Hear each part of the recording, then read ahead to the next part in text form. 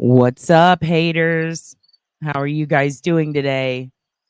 Let's hope for a stream that doesn't constantly fuck up. Let's hope and let's pray.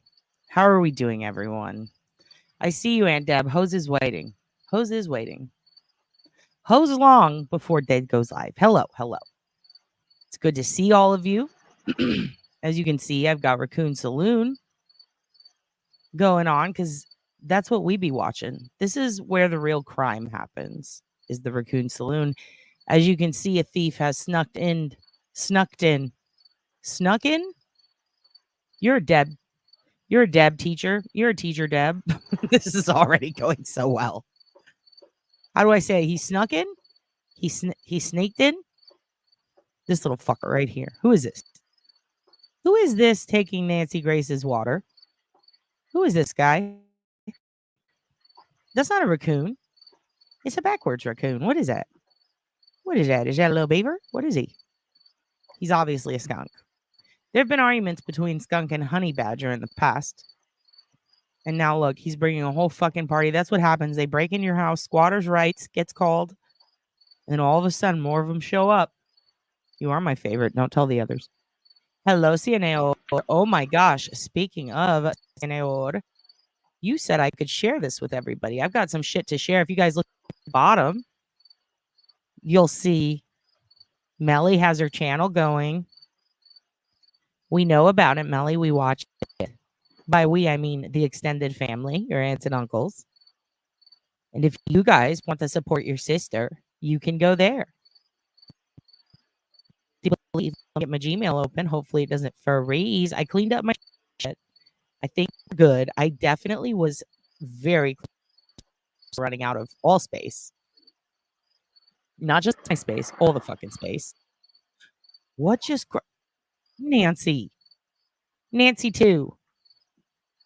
Nancy 2, what's going on? Also, I rolled in informed delivery. What are they doing? These fuckers are moving. There's a fight. We got to fight. We got to fight, you guys. This is why we tune in. This is why I'm glad we're here. Kenneth, do me a favor. Can you post your YouTube channel link so I can share it? Kenneth wrote a poem and put it to a video on his channel. And I want to share that too. Hello, Glitter. Hello, Patriotic. Hello, YouTube bad actors. You didn't miss it again. You're fucking here, dude. You're fucking here.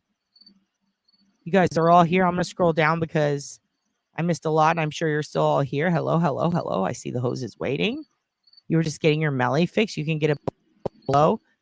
While we wait, guys, what's something fun I can do tomorrow for the first day with the little mofos? Any ideas? Yeah, who has ideas? Show them the Raccoon Saloon, maybe? How to tell you what that little fucker is?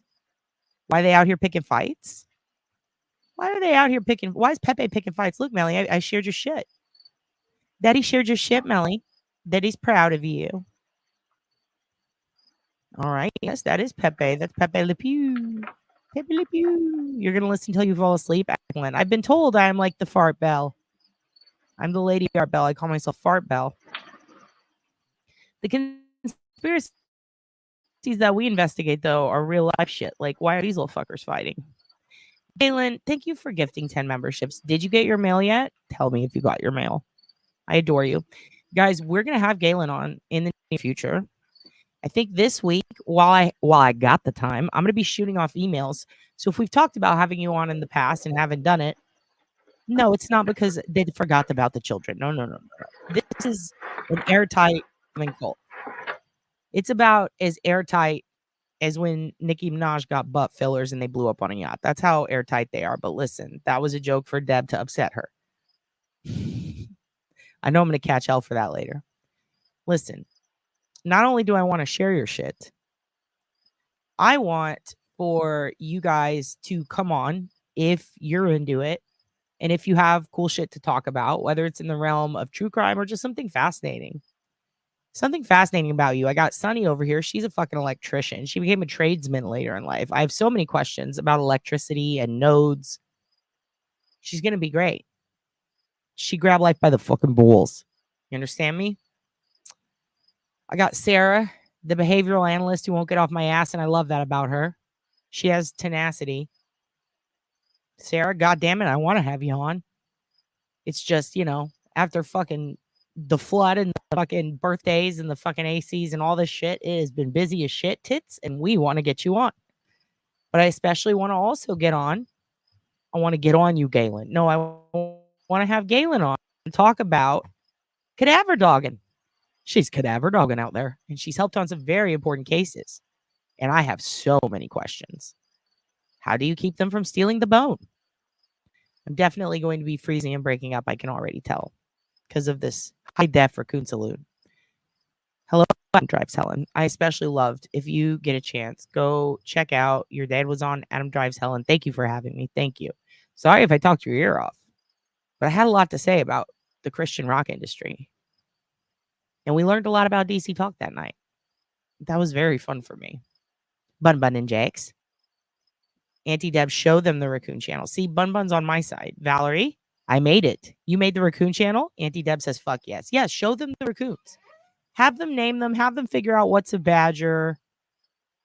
What's a fucking... Here, let me make it big real quick. Hold on. Hold on. Give your dad 1 second to organize something. Hold on. Here we go.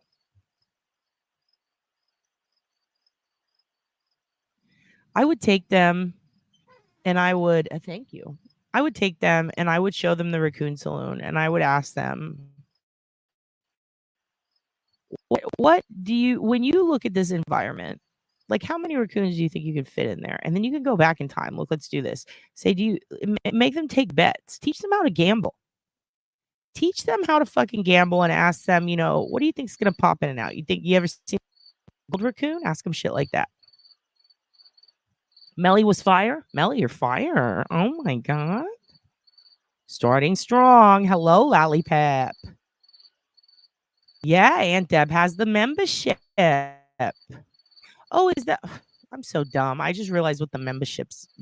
But that's what those things are. Okay. Your dad's trying his best. What a great show, right? We're in Raccoon Saloon right now. You want poems and reality TV monologues from Melly. Excellent. We need to get Melly's medical minute together. We need to get it together. It has to happen. I did not see your email, Melly. Did you send one? Please send one. Let's fucking get this shit together. We need to get you medical minuting. Need to know why we're not a cat. Hello, Vicky. Hello, Michelle. Who is I? I was looking for Ken. Kenneth. Kenny, baby. How do you membership? You can type in youtube.com/@obliviousbenson/membership into your browser and it should let you see it. If you're on not iTunes, what's this fucking called? Apple or whatever, it makes it very hard. Where is the skunk? Here he is. Or she. I don't mean to assume gender. That's where the skunk is, right there. See it? So yeah, it's been a good yeah, it's one of the baby skunks. Okay. It's been a good couple of minutes here peeping on the Raccoon Saloon. I'd like to see more. I'd like to see when this big fucker comes in. I was peeping him earlier. I hope I don't keep freezing. Here he goes. Look at that son of a bitch. Carl, what do you think about this? One night when my son was little, I looked out onto the back patio and there were about 12 to 15 pairs of eyes watching us. This was in Washington. Was it this guy? Look at this fat fuck. There she is. What's up, Nancy? There she is. That is a blonde. That's what they call it. They called it an albino raccoon, right? Still can't breathe. This is fun. I'm down. The gang's all here. Babe, check this out. This is an albino raccoon. Isn't that cool? She's a bad bitch. We call her Nancy Grace. Look at her. Huh? She's not the president. I mean, she might be at the top of the ring. I don't know what their politics are at the saloon. I really don't. He asked the right questions. Sometimes he asks me questions that are true crime related and they kind of blow my mind. He notices a lot of things. He started watching The Cosby Show today. Just to, I think, get a reaction from your dad, but he probably fell into the life lessons. He likes watching old shit. And he pointed out how on The Cosby Show, they make a reference to the apartments being $400. He said, if you want to live in New York in a big city apartment, it's going to be $400 a month. And Dylan asked me about it. He's like, did you hear that? $400 a month? And he's acting like, wouldn't that be nice? But I know what he's thinking. I think Cosby had think he had a couple of different apartments. He's thinking with the OSINT. You know what I mean? He doesn't know it yet, but he's thinking about that shit. How many apartments did he rent? I want to know. There it is. There it is. Okay. You see this? I'm going to leave this up for a second. In fact, while it's up, oh my God, your dad's so smart. And then I'm going to scroll to the bottom. Nope, it's frozen again. Excellent. This is amazing. Good, good, good. I do need to probably clear up more space. I think it's getting better, though. I'm going to do this. I'm going to type this in. Oh, good. I'll do it all caps so I look crazy. Yeah. There you go. Any relation to Mark McGrath? Any relation at all? Ed Banner. Now watch just Melly. Everybody get your Melly fix. There it is. You better copy it down now. You know why? Because that shit's motherfucking changing. Check this out. Let me take that down. No, did it. Nope, hide that. Check this out. Check this out. Watch this. Watch this. Watch what the dead can do. Nope, I can't. Can I add a ticker? Can I make it scroll? There we go. There we go. Nope, still not scrolling. Excellent. Add banner. Maybe at. Fuck it. It's just going to stay there for a second. We're going to figure this out, you guys. Let me edit this. I can make it scroll. There we go. There we go. Now is it? There we go. And we did it. We got it done, guys. We got it done together. All right. CEO Nayode McGrath. I just want to fly. All right. Excellent. That is your brother Ken. Oh, Kenny boy. Kenny baby. He does poetry. Kenneth, have you dabbled in slam poetry? I have a great story about that one day. Your dad almost got his ass kicked by a slam poet. I deserved it, too. I deserved it. Melly, don't pay your dad. Listen, we love you. We love you, and we're proud of you. You got your mail, and you love the pictures. Oh, I'm so excited. C. Smith, hello. How are you? C. Smith, how's the Pacific Northwest? How's Eddie? How's he smell? You been watching him mow his lawn? What's that like? Debbie, we will teach them poetry. Aunt Deb, teach them poetry. Show them my channel. I have a lot to say. It's appropriate. Where is this? Because it is only 60 degrees. Where? Where is it 60 degrees? Where they are, the Raccoon Saloon? This is a good question. I'd imagine probably in Canada, right? You know what? Remember when we were going back and forth in chat with the raccoons? Let me exit out of this because I think that's slowing it down. Let's see what it says. The back. Okay, let's do the opposite. Oh, look, we can donate to them. This is to maintain equipment. Look at that. Roto Mike. You guys see that? Oh, that's nice. Here, let's put this. I'm gonna put this in the chat. Come on. Let me. Why are you doing this? Okay, it's not letting me. It's freezing again. This is amazing. If you go to Raccoon Saloon, if you leave our chat to go there, I'm not going to be pissed. But if you got to go there, they got a raccoon list and everything. I want to post this in chat so we can donate. I want to donate to the raccoons, to Nancy. There you go. That's how you get the Raccoon Saloon supported. All right, let's get back up there. Let's get to the goods. Hello, YouTube bad actors. I shouted you out. I played your video the other day. The kids fucking loved it. There goes Nancy. There she goes. She's off to go stalk some poor family. Some poor family that's going through it. We need a node sesh. This is it. We're in the node sesh, okay? Yeah. You heard it. Ready to serve it up? You heard that job? Her butt popped on a yacht. What do you want me to do about it? Look like a fucking beanbag. This is the best night. I got Will to play his troll call earlier, and now I'm here. Who's Will? What troll call? Let's call someone. Who do you want to call? Who do you want your dad to call? Auntie Sweetheart. I just want to make fun of Italians with their Aunt Deb all the time, and we can't because they'll come fucking make us swim with the fishes. What's not mathing? What is not mathing? Gambling? I already do teach them gambling. We play Keno, and we watch numbers pop up live. Oh. Teach them how to count cards. What do you guys think Aunt Deb should teach his students tomorrow? It's math related. Teach them Scott Steiner math. You want to see? You guys know Scott Steiner math? Please tell me you know Scott Steiner math. Please fucking tell me you know Scott Steiner math. One's in the chat if you know about Scott Steiner math. I know you love raccoons. We all do. Oh, shit. I'm way behind. Hi, Bridget. Hi, Ernie Birdie. Deb, you're a new member, you bitch. You're already a member. What are you talking about? It's the first time you ever got called a bitch for buying a membership. It was on this channel right here. Troll call.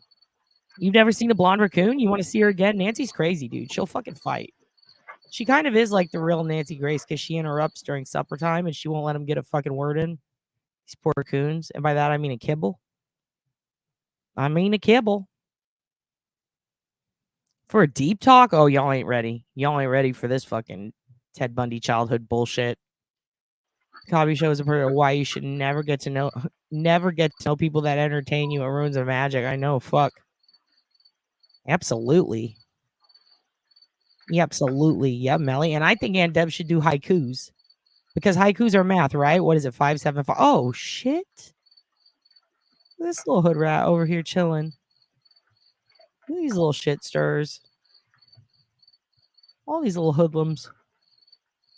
I like to think of them like a big gang. And like they're finally getting together and being like, let's squash the beef. Let's squash the beef and let's have some kibble together, you guys. Fuck this. Look at this. Hi, Gary. Ernie Birdie. Hello. So far behind. Wait, Eddie smells like a fresh washed flannel shirt in sunshine. Oh my God. That is so good to hear. I need some light in this world. Okay, let's find Nancy again. Where's this bitch at? And then I'll show you Scott Steiner math. You can teach the kids. Auntie Deb. But we got to catch one more Nancy glimpse. She already comes out. You guys know how I feel about Nancy Grace. It's a hate-love. Like Jim Cornette. Hate how she is. Love how she is. Kind of also like juggalos. There's like, but not even really like the thing I don't really hate anything except like maybe 2 or 3 things. Not people. But like, I don't know. It's something about that. She's such a character. She would have been such a great wrestling manager. Fuck. Come on, Nancy. Where are you at, bitch? Pop out. Pull up. Pull up, Nancy. Pull up. Blap, blap. Where's she at? God, they just go all day, huh? All right, we'll come to the future. Let's come to the future. I want to see some. They almost fought earlier. This is where the real crime's at. All right, whatever. We'll find it. You want to hear some tea? Troll call? You want some tea? Okay. You're opening a raccoon speakeasy? Excellent. Carrie says, Adam, she misses you. You're half Italian. Thank God. Thank God we have a fucking cousin in here. Oh my gosh. I desperately wanted another Italian in the chat. Ask your mama when I'm coming over for meatballs. Sudoku. Oh shit, you brought me back. All right, Steiner math, you know. So one person knows about Steiner math? I have to. Bitch. Is this because I burned Nikki? Oh my God. This is what rappers do, you guys. This is what really good rappers do. Like the best, dude. The best. Like the best rappers on earth. This is what they fucking do. Someone talks a little shit and then they remind you they got a Bentley. That's what Aunt Deb just did. She just reminded me, okay, bitch. Okay, well, I got a Bentley. What do you think of that? Oh, okay. Well, I'm up in Gucci. Where are you at? Here, let me slide you a little fucking Yves Saint Laurent for charity, bitch. That's what your aunt just did. This is a family problem now. This is a fucking family problem. She just said, Oh, let me show you my meatballs. Oh, I'm sorry. Oh, I'm sorry. You got a meatball? Well, I made a meatloaf, bitch. And I put fucking Swarovski crystals instead of fucking tomato paste out of the can. You use tomato paste out of the can. That's what your aunt just said metaphorically by submitting 20 oblivious Benson membership. And we thank her for it.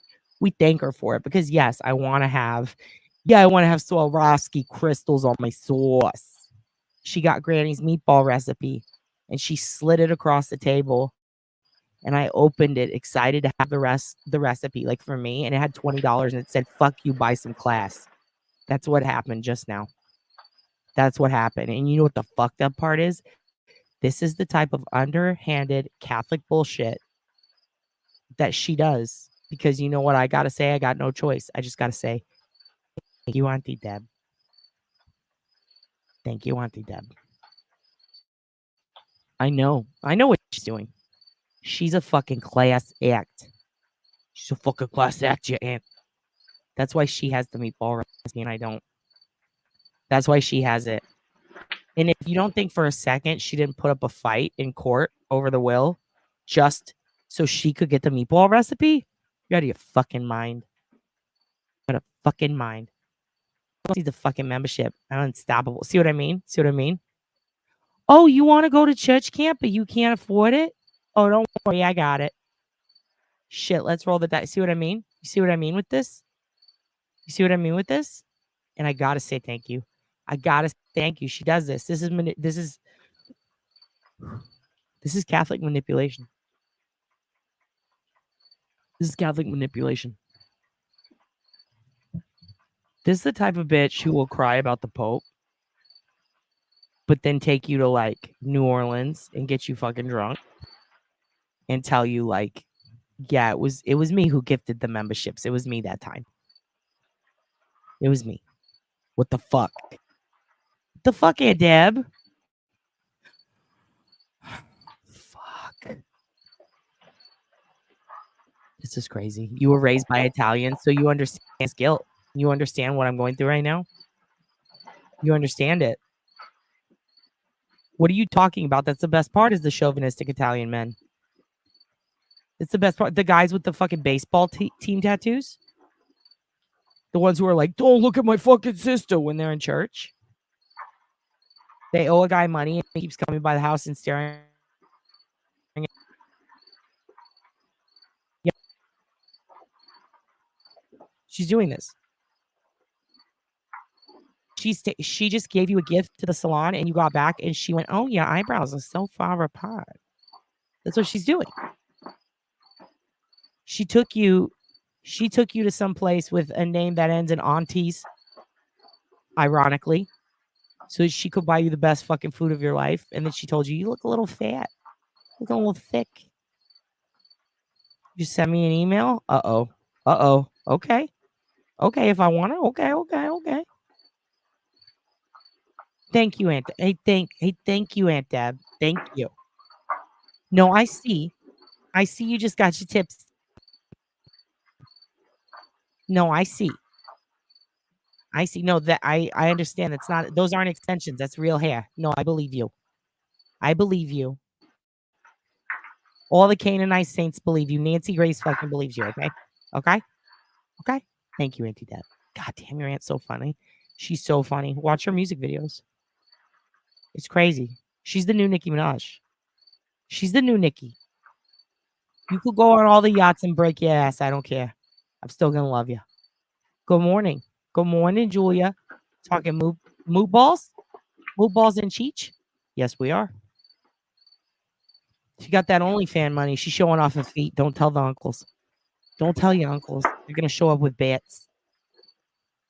Skunks and raccoons. They get along well. I don't know why. Nancy's over here in the fucking middle trying to be the center of God. Their goddamn attention. Fucking Nancy. You hear crickets? It's because there are crickets. It's because these fucking raccoons can't get a fucking laugh. Hey, thank you, Noel. Thank you, Noel. This is out of control. There's no other true crime channel like this where we're going to watch this fucking type of violence. You know what I mean? Sheer violence in the form of gifts, memberships, and hungry raccoons. Hello, apple. The apple of my eye. The apple of my eye.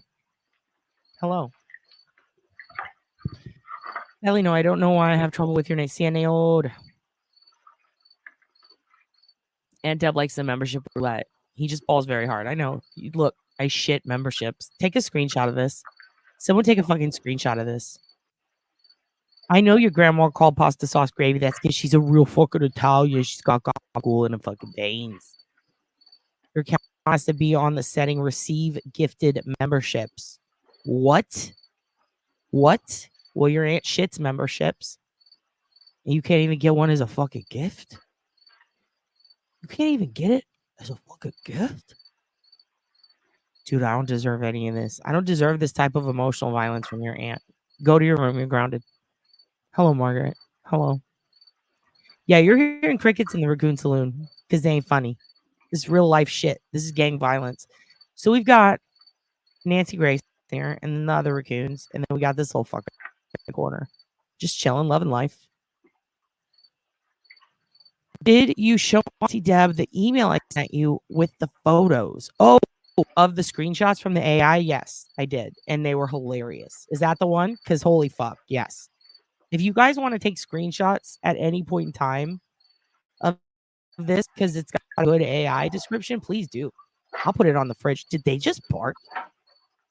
What the fuck? Oh, I love this. This is in the vein of what me and Adam were talking about on his channel. I was 10 and went to church camp and came home saying people that lie together die together. That's some fucking Leviticus. Timothy 2:22 shit. Feel that. Oh, he got a little itchy. Oh, he got a little itchy. Oh, snuck in and took your shit. Took that bag. Yeah, we used to say garbage in, garbage out. Put garbage in your brain, you're gonna get garbage out of it. Don't be lukewarm. Don't be a lukewarm Christian. You need to either be burning hot for God or you need to be ice cold. I don't even know what that meant. It was about the weather. You have a secret meatball recipe, girl? So a girl that brings you meatball recipes? That's amazing. My first fiance was from Schenectady, New York. It's so hard to say that shit. Schenectady, New York. And his 88-year-old grandpa taught me. It's simple ingredients and cooked all day. I like the Great Depression grandma cook on YouTube. Her fucking sauce recipe actually looked pretty fucking badass. It looked pretty good. Yeah, I did see him slide by the window. Slide down. And they also, they'll run up here and then they'll come down on this. And it's like, what are you kids doing? An Italian from Rhode Island. And the family's intense, but in a funny. Were you the one who told me I sounded like they're the family when I was trying to do my Italian accent with Aunt Deb? Fuck, dude.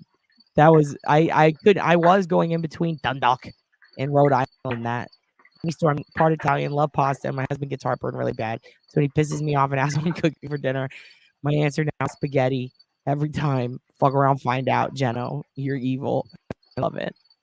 When we were in New York City, in Texas, we had a commercial for Pace Picante sauce in the 90s, and it was like New York, because it was made in New York City, and these cowboys are sitting behind a fire, and they read the ingredients, and they go, New York City, get a rope. And it was like the most popular commercial. But as an adult, I realized like they were going to hang someone. Like that's a problem. These rogue cowboys were about to hang a man over salsa. Is Nancy Grace blind? Look at her little eyes. Oh, Nancy, she's precious. Oh my God. Oh my God. Can we make her bigger? Oh, her little eyes. Look at little bitty eyes, Nancy. Oh, I did your pretty precious girl. I'm going to go back. She's so cute. Show me your eyes, little baby.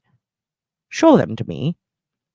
Dude, if you want to email me secret Italian family recipes, I'm fucking all about it, dude. I'll pay you the gabagool for that shit. You write prescription ointments? Fucking yes, please. What can you give me for psoriasis? I'll take it. You guys want to trade drugs in the chat? By all means. These raccoons are just partying. We're just watching. To the truth in a minute. I talk about raccoons and ointments. Okay? You want to play what? You want to play more roulette? You want to fucking go? Just hop on the chan. I'll send you a link. You want to talk some shit? You want to call a number and talk some shit?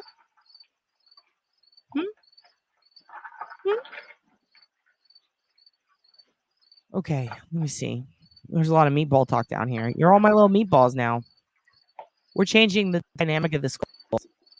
I want you to call me chef and you're my little meatballs. You shit gold? Who shits gold? On fire for Jesus? Are you on fire for Jesus? Are you lukewarm? What's your problem? What's your problem? Why can't you let him in your heart? What have you been sinning? You been a little bastard? You can't fucking pray? You can't fucking tell Father McNamara he did a good sermon? You gotta be a little dick about it? I remember hurting my knees, falling on the ground, my knees, and then having to go to mass and get up and get down and get up and get down. And I was like, God damn it. Like, I'm done with church. Like, at that moment, I was like, this is too much. I didn't sign up to work out. I don't see it set to off anywhere. Good gracious, you guys are so sweet. Oh, they gave it to you? Okay, you got a membership. You know, Clar, you know me. You're my bitch, girl. You're my main bitch. But I'm telling you, I've tried every route thing and I just can't get down with it. Like, I don't know. Am I eating the wrong route thing? I've had the sauce.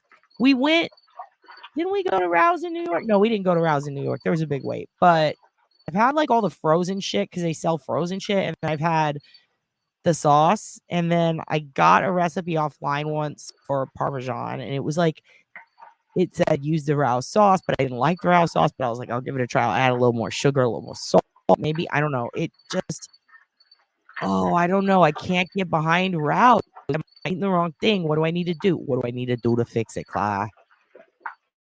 I know I'm gonna catch hell for this. I'm gonna catch hell. I like the, what is it, Michael's of Brooklyn or whatever sauce? But I love Classico, dude. I don't give a fuck. I love Classico. It's since I was a child. I don't fuck with Ragu. I don't fuck with any of that shit. Classico or bust. Or Michael's of Brooklyn. That shit's really good. But tell me, Clark, what do I need to do to like Rouse? Because I've seen the documentaries on it, and it looks amazing. Like, I'm pretty sure Vigs have happened there. Monsters have come to the conclusion that we're not going to kill the guy or he's going to be a made man there, whatever. I want to like it. All right? What do I do? Did I get a picture of your dog with a flashlight in his mouth? I feel like I did. There was one day I got a fuckload of dog pics. I downloaded them all to put on the fridge, and I was like, I will admire these when I put them up, and I still have to go put them up, and then I'm gonna post it. I've been collecting all y'all shit and putting it on this giant fridge, but it's like a graphic, and you should be able to zoom in and see it all. I'll go back and look. There, I think. Do you have the dog that looks like Bun? I mean, also Doug was killing me the other day. That was such a cute dog, dude. Yeah, they got a kitty slide, dude. But floating in the raccoon tub, I think that's just a rock. I think that's a little rock. Because I watched it for a couple hours before. It doesn't move. I thought it was a turtle. Get a rope. Yep. That was it. Melly, I didn't realize you wanted to be a part of this family fight. Melly. Oh, by the way, when I was your dad, I'm still your dad, but when I was your dad on that, when we did the thing where I was Melly's dad, I swear to Christ, Melly, I quoted Riding in Cars with Boys. That was the movie I was quoting, and I quoted it wrong. I went back and rewatched it. It's my daughter's a tramp. She's a fucking tramp. That's the scene I was trying to quote, and I quoted it wrong. I said a lot of things wrong in the last week. I want to tell you guys about it. I want to correct myself because I told you if I ever fuck up, I'm going to correct the record. I did. Your dad fucked up. It's approaching hilarious. Is it how you and Melly want to have a little fight, a little tiff? You think this is fucking funny? Fighting on my show? Gifted memberships? What the fuck is wrong with you kids?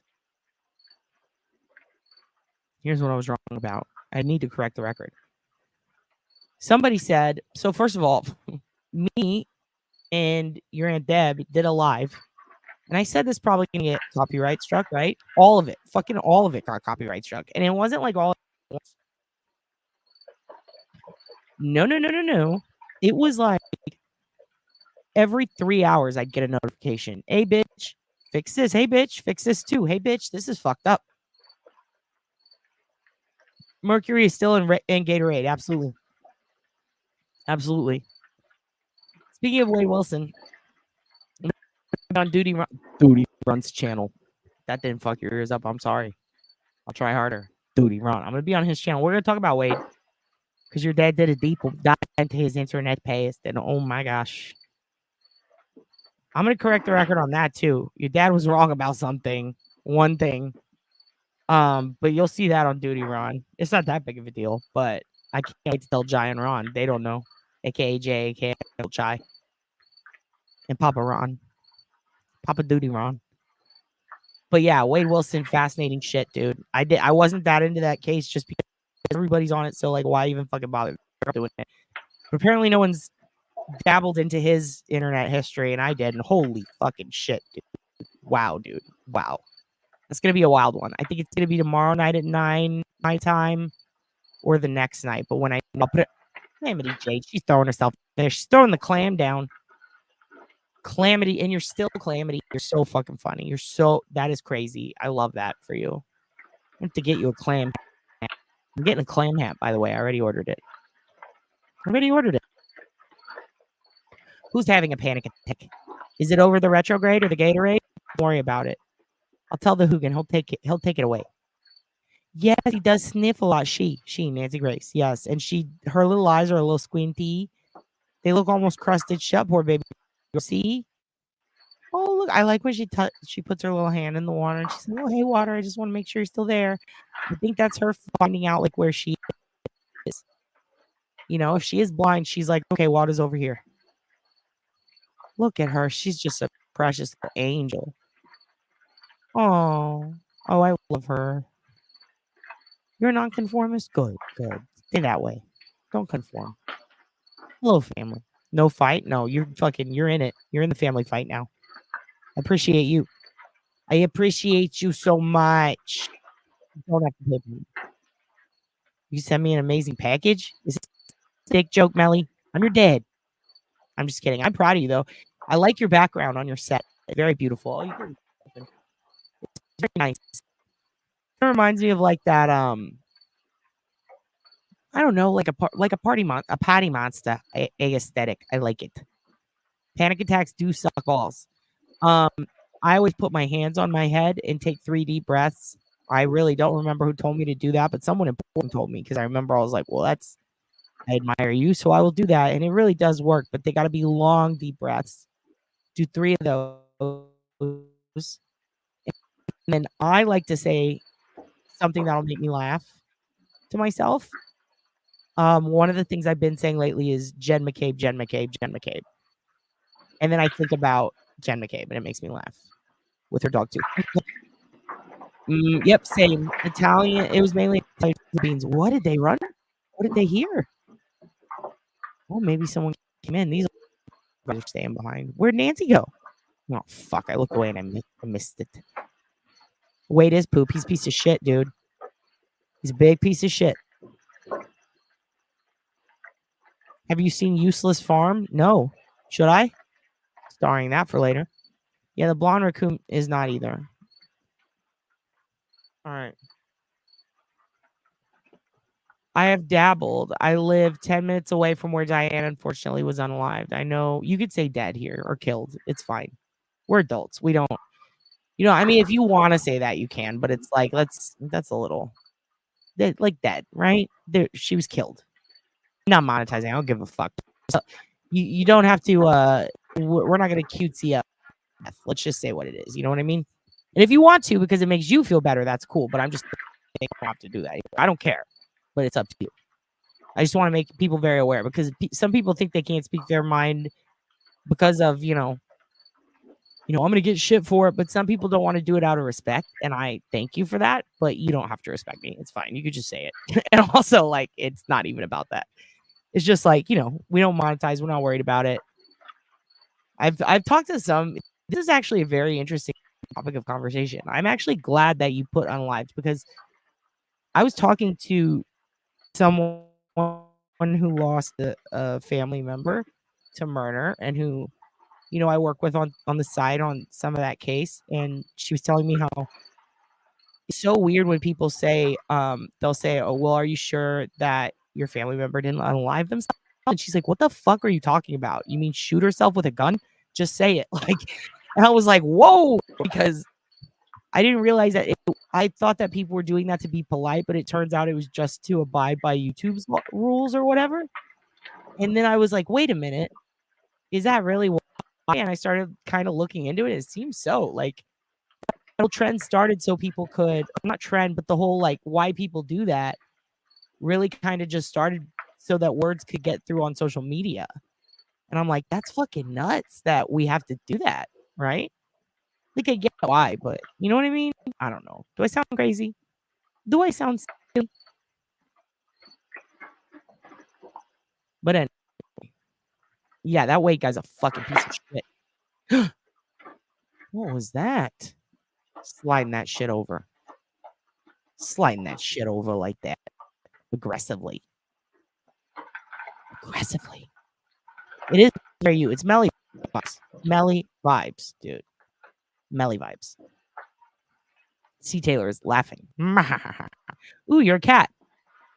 You're a cat.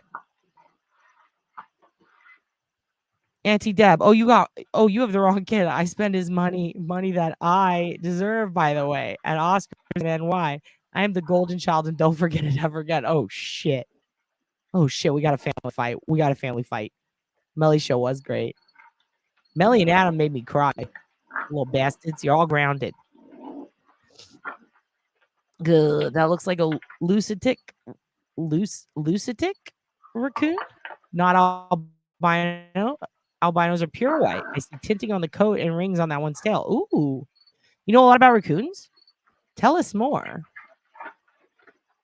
We had someone that was really pissed in one of our lives when we were checking out Raccoon Saloon. They were pissed off that the raccoons were being fed at all. And I was curious as to why, but this is apparently like a project. Sorry, I almost knocked some shit over. This is like a project because raccoons didn't have food sources or something was going on. Please look up Karen on Useless Farm. Okay. Okay. Well, I guess we'll do that. I want to show you Steiner math first. Karen the emu. Oh, I know who you're talking about. Is that the guy who talks to the donkey and horse? Hold up. I think I know what you're talking about. Hold on, let me scroll down. Do you know about Useless Farm? All right, well, let's see then. Auntie Deb's picking on you, Auntie Deb. Auntie Deb, stop picking. If you're gonna get her, fucking finish the job. No, I'm just kidding. Fucking love Lollipop. What if any? It's so funny. Also, your roommate. You might come on and talk about your roommate, right? It's a girl. Okay. Should I just type in, or I'll just do what you said? I don't need to get creative with it. It's pausing though because it's my fucking computer. All right, useless. I did look into the Bullhorn Betty shit you guys were talking about. Oh my god. Oh my god. What in the cops? What in the cops from 1997 was happening there? God damn. Yeah, let's see how long it takes to search for it though. Yeah, that Bullhorn Betty shit's wild. I was a little pissed off she didn't have actual bullhorns. You know? She was just talking about, are you saying bath salts? See, no, don't do bath salt. Don't do that shit. It's not good for you. I'm just kidding. But it isn't. Did she get drunk again on live?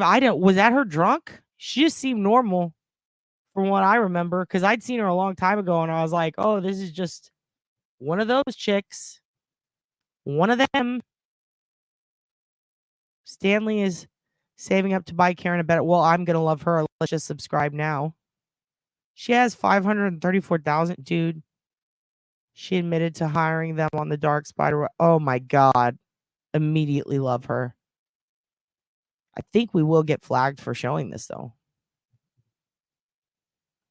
And I think I do know who she is on TikTok. Subscribe. now. Subscribing now. It's fucking pausing, really? Great. Great. Ooh, she has a .com? Okay, excellent. A .com?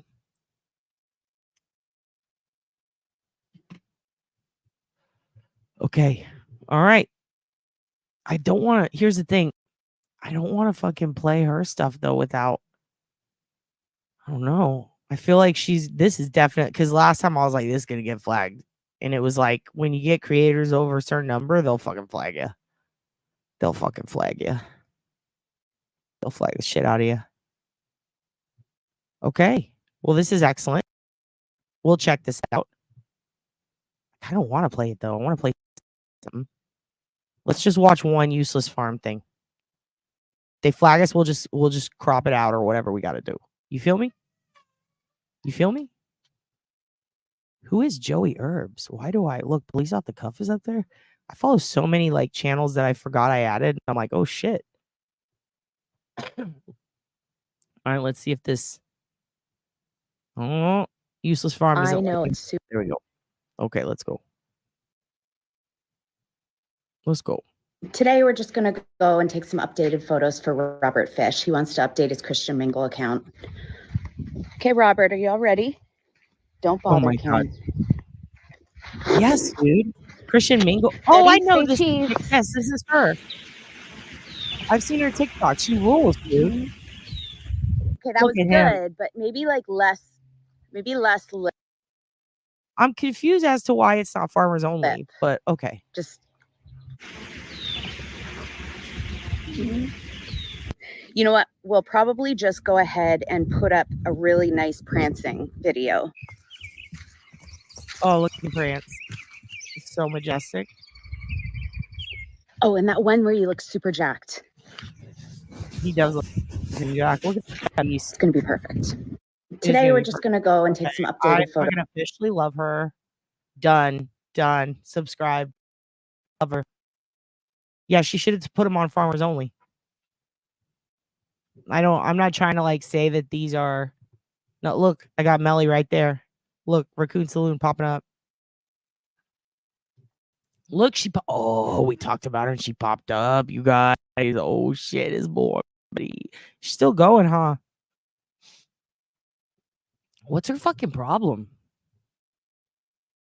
Like, what is her problem, dude? She's like stalking family and shit, right? She's like got this obsession with fucking the dude who fucked with Sandy Hook and pretended to be related to them, and then the guy who sells soap in the woods. That's who she's beefing with. Get a better beef, Bullhorn Betty. Get a better beef, Bullhorn Betty. Seriously, like what the fuck are these beefs? These are weird beefs. Weird beefs.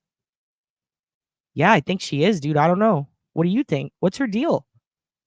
She's a freak, a mean creature, so nasty, the most narcissistic person I've ever seen. That she is? Ooh, shit. Yeah, y'all, a bunch of y'all sound like, I'm not trying to snitch on y'all, but I'm gonna snitch on y'all too, y'all. I got like 20 something emails, which is a lot. Like I went through them like, oh shit, and they were all linked to Bullhorn Betty shit. Like, what do you think of this bitch? Ooh, the living room? Okay. Let's just pop that on real quick. Once we get to an hour, we're gonna start the true crime stuff. I want the first hour to be dedicated on all my lives to just worthless shit. Just me, Gab, and Gabagoolin. You want a zebra? It's legal. Don't go Carol Baskin on us now, Carrie Baskin. Be careful. You start with one, you get a zoo. These little fuckers, they're so cute. Remember how creepy all the stuff was in here, and now it's gone? Where's the Jason mask? We thought it was a murder house. Old ass TV. Look at that little slide. Look at that little dirty butt slide. These little guys are so cute. Yeah, useless farm lady's pretty funny. I've seen her on TikTok. She's great. Yeah, I pray she get. Hey, listen, kids. Bless her heart. That's all I'm gonna say. Bless her heart. Because that's some next level shit. When you fly to harass someone, like when you get on a plane to go fuck with people and annoy them, it's like, god damn, dude. Something's up. You think it's Ozempic? What is it? I'm just fucking around. Maybe Basalt's? Basalt Betty? Basalt Betty get in the pocket? He snorts meth, anything, it's insane. Who does? Basalt Betty? They are cute, aren't they? Oh, here we go. Erica has the deets on raccoons. Yes, lucidic animals. Bring up the Impractical Jokers. Yeah. Wait. Boyfriend's dad. I mean, dad's boyfriend has something to say. What? Impractical Jokers are a good version of what you just asked them. What? Be crazy enough. Oh, that is a good. See, I told you. He's on the cusp of the OSINT plateau. He says people who travel to fuck with people would be the impractical jokers. And I would maintain back to you that they are all mentally ill.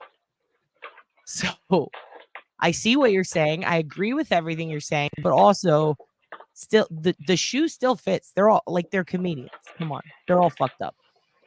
They're all fucked up. You know they are. Dude, which one is it that fucking screams about mustard? Like they're all fucked up. Yeah, what's his name with is it Sal? Which the one who has the cookies or the food show with Chrissy D? They do fly to fuck with people, but this chick flies to fuck with like families of dead kids. She's basically the new Westboro, right? TikTok Tony? You wrote me an email. Oh, okay. Let me go back and look. Go back and look. Farmers only, dude. Has amazing comedic talent. Yeah, I want to see more of her. I did like her when I saw her. She's not over JLR. Would they kiss? Did they kiss? I bet they kissed. I bet they kissed in a date. Oh shit! I was just kidding. Ew, dude. Ew, dude. Ew. Ew, ew, ew. Basalt Betty and fucking JLR. Nah. Oh fuck. Has done nothing but hurt. Totally, dude. Yeah, no, she's a fucking nutty nutbag. Sure, allegedly, supposedly, with all due. Well, and Betty just wants money to. Oh shit. Yeah, she spooks me. Like I watch shit, and I'm like, okay. Again, Steiner math like reminds me of that. The question is not what is her problem. It is what is not her problem. Oh shit, you guys. What did she do? So she just besides being the next Westboro, what she do? Every single case yeah, it does go insane. It really is like giving a case of fucking like allowing if a case snorted meth, that's what would happen. I don't want to do it. I do for a bunch of feral kitties and adopt them. Oh, okay, days. I worked at a horse farm near Dallas, and they had a zebra. Yeah, there's zebras near here. There's a lot. Good night, Laura. Good night. Get some sleep, honey. Get some sleep. Did you stay until the end? Want to hear my birthday wishes? So happy since alive. I had a bad shift at work. What happened? What happened at work? Let's go burn them down. Just kidding, allegedly. Bleach hair basalts. Dude, we're the T channel now.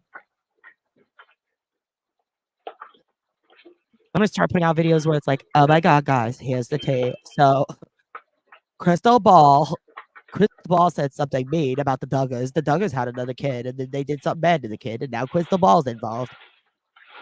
You ever get those where it's like a chick whose nose is running and she's just like, oh my god, guys, so now I'm gonna tell you about the tea. And she's just heavy breathing into one of those fucking old fucking micro or the earbuds with the mic attached. So Jeffree Star told has like a farm where he kills animals.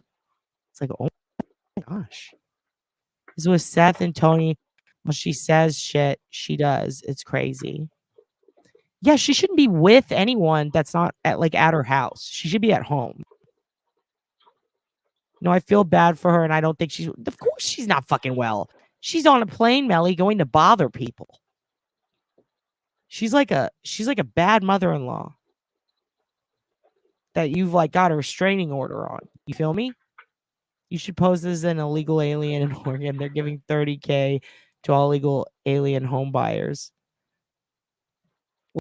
Actual aliens?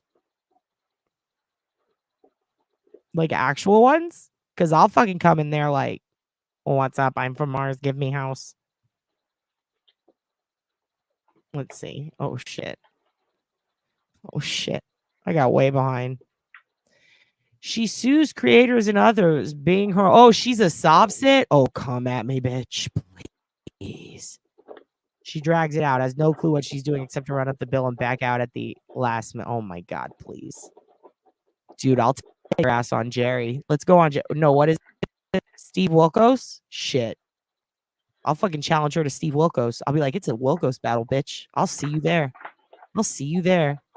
Bring your biggest chair. BHB, welcome to the POP. Gray's body cam is on YouTube. You're welcome. What, dude?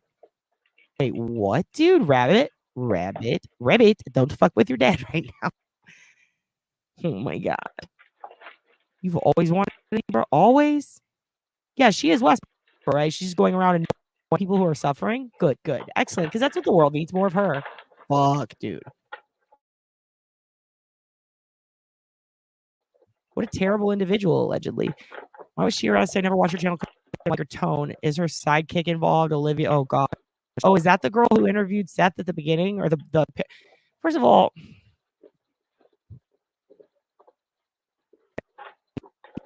even pulled out their guns yet. I'm not even kidding. I know it sounds crazy, but that's how it's seriously in Texas. I'm not even fucking with you. If you watch any case from Texas on Crime Watch Daily, where that one dude, the one who's like wearing the button up top, and he's like, excuse me, why did you do this with an underage girl? And he just like asks, like, dude, ease the fuck into it if you actually want an answer. You know what I mean? That guy, like any of them where he's on someone's property in Texas, or the chick, like any of them, they're like, if you don't leave my property, I'm going to get my gun. And that's it. Interview over.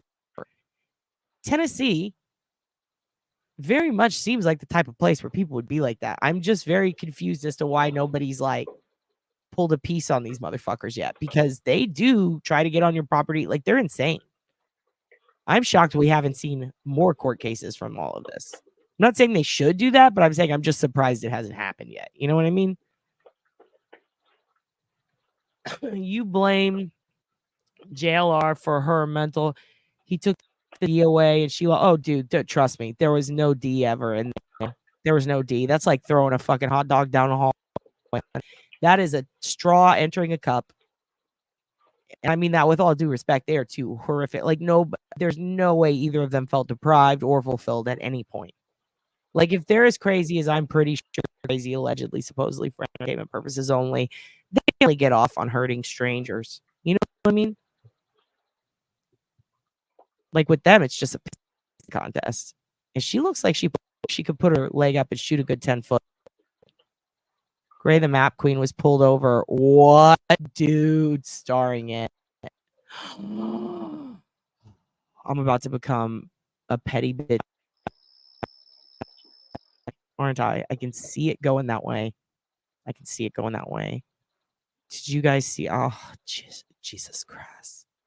Did you see that green dollar cloth hanging on the wall behind her the other night? What the hell is that? Hey. Listen. Don't be mean to the dollar store. It didn't do nothing. It didn't do nothing but provide her a backdrop. There's so many versions of Carrie in here.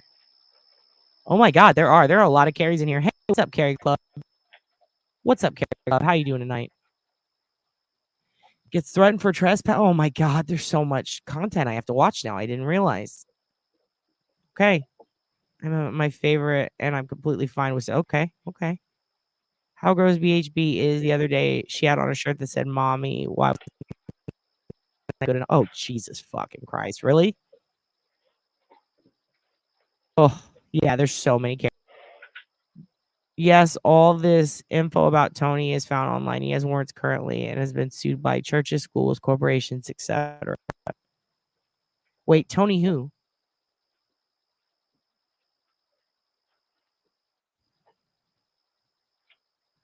Tony? Oh, are you talking about? Wait, who are you talking about? Yeah, I love Jeffree Star too. I'm not gonna lie. He's a baddie. He's a baddie. He's a fucking bitch, and I think he's as shit. Oh shit! I got it paused real long. What? She's been arrested 42 times, girl. The creator, she sued for exposing her, had a great lawyer, and Betty threatened him in an email many times. The judges and I think everybody fucking with Kylie Rodney's family and all that shit are fucked up too. They're just as bad as her. And if you're on this channel, if any of you his death, but if any of you is still fucking around talking shit to Kylie Rodney's friends or family, you can get the fuck off this channel right the fuck now because you're dumb as shit. And I don't need that over in my fucking space. But I don't think any of you are that fucking, you know what I mean? Like that is so crazy that that's even still going. Like, let these fucking people heal. I hate that up church shit. I hate all of them. I can't. Oh. And again, when I say hate, I just mean I fucking don't like them at all. Like, allegedly, with all respect, but like, fucking shit, dude. No, I'm into the tea. I'm into the tea. I just can see where this is going, and I know I'm gonna fucking want to fucking just read all of this. I don't want to dump a bad day on you. I'm an ER nurse. Oh shit, Band-Aids and Benadryl, more than worst case. But notifying a family they're no, dude. Oh, I'm so sorry, Clem. Damn, dude. Yeah, I have friends who are ER nurses and shit, and the shit that they see, some of it's funny, but most of it's really sad. What is going on in the Raccoon Saloon? I'm so sorry you had to see that. We're gonna have to show you something funny. Take that off your mind a little bit, maybe.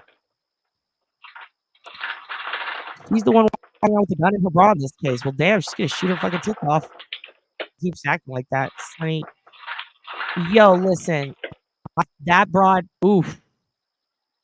Dude, listen to me. Sonny Justice is a crazy bitch, allegedly, supposedly, with all due respect, but really, trust me on this one when I tell you, I don't fuck with her. She's nuts, dude.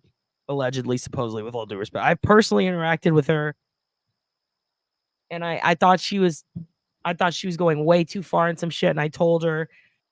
She told me, and I mean, it was bad. Like, she was harassing a fucking kid. She got him to lose his job, and he just had a baby, and she was accusing him of Delphi, and he had nothing to do with it. And even after I told her, I was like, dude, he was publicly on Xbox Live at the moment those murders happened, like so far away, like literally all night. And his girlfriend was there, and I have proof. And like, leave this fucking kid alone. She kept doing it. Like, he was about to sue her. Like, he couldn't get a job, and he had a new baby. Like, she fucked these people over. And her response to me was that I'm a fool, that she prayed about it. She had a dream, and that angels told her that she was going to solve Delphi, and that they put her face up on a whiteboard next to the guy she was accusing. And it said, "Congratulations, Sonny."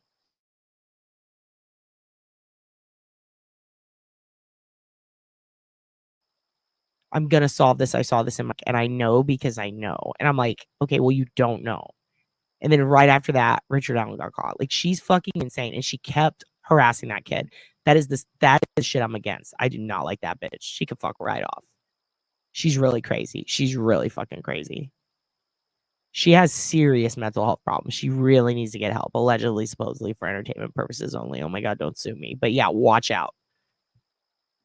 Like, she straight up told me to fuck off because angels told her she's the fucking destined one. Like, she's gonna get, like, this is a bitch who's like, she got this kid just had a baby, and she's like, she's like, he has a pit bull. He did it, Cat. I'm like, you are out of your goddamn mind.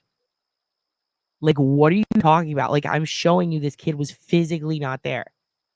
And then I tested her, and I sent her some shit from 4chan that was total bullshit. And it was a poorly calculated physics lesson. And it was also based on height compared to distance, and you could basically calculate a person's height based on how far away they're standing, right? And everybody knew, including the people who wrote it, that the results are inaccurate, but it was put out to see how many people would report it. And in it, it calculated that the killer was 5'10". This was done on purpose to see who had their head up their ass and would just report anything. And I sent that to her, like, as a, okay, let's see. Let's see if you actually are full of shit or not. And she fucking shared it and made a huge deal out of it.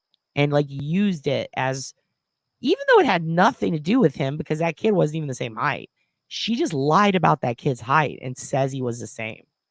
It was like, it was fuck. And then she's like, I did the math. Like, it was her shit.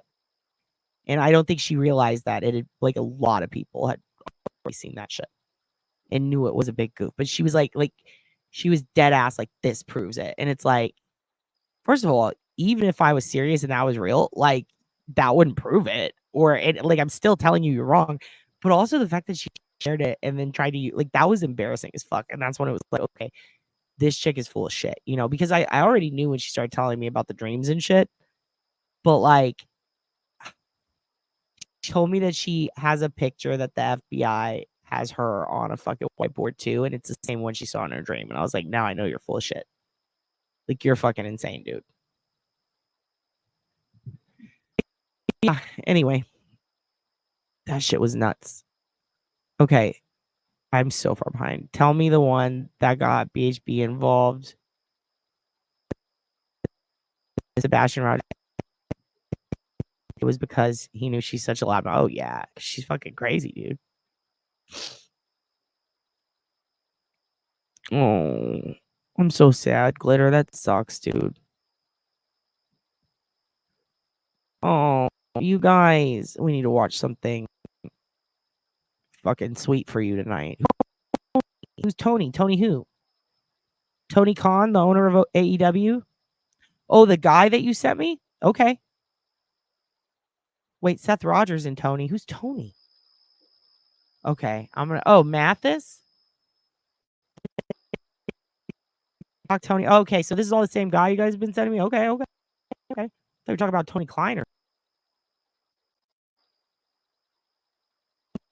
What? Little motherfucker was sued by a church. I don't know who gets sued by a church. He was crooked, hanging off the wall, making no sense. Wait, what? Can't say right. I'd love to see that hand footage.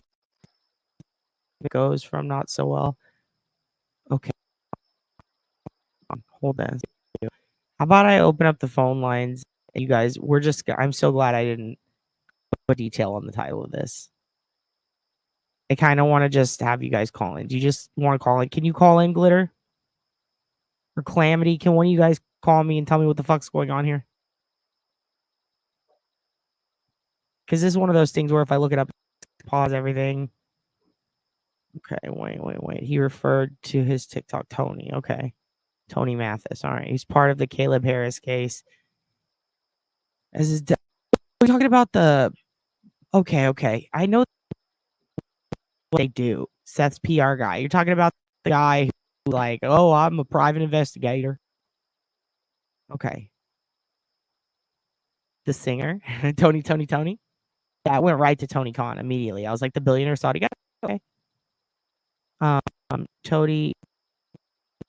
Yeah, that's the PI who took bull. Yeah, that's anybody who is like, let me grab this fucking famous YouTuber is fucking like, okay, you're not in it for the real reasons. I'm really not drunk. I'm just using my microphone. Hold on. And it's fucking up all my messages. Don't be sorry. Don't be so sorry either. Don't be sorry at all, Lilo. I'm so sorry.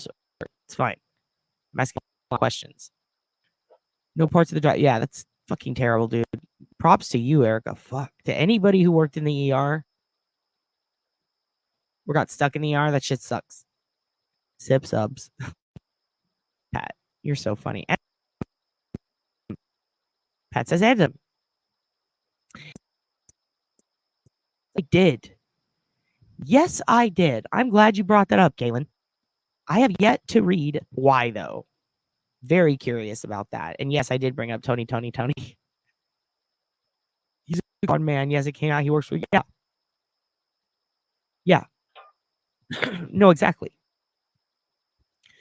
This is why I've always said, like, do a background search on your PI, you know? I know you're hiring them to do a background search, but you can easily, like, do one yourself, and you'll see. What I like to do is, first of all, if they don't have a homepage or anything that shows their license number and the cases they're working on. If they don't have that, they're a bad PI. End of story. End of story. Don't use them.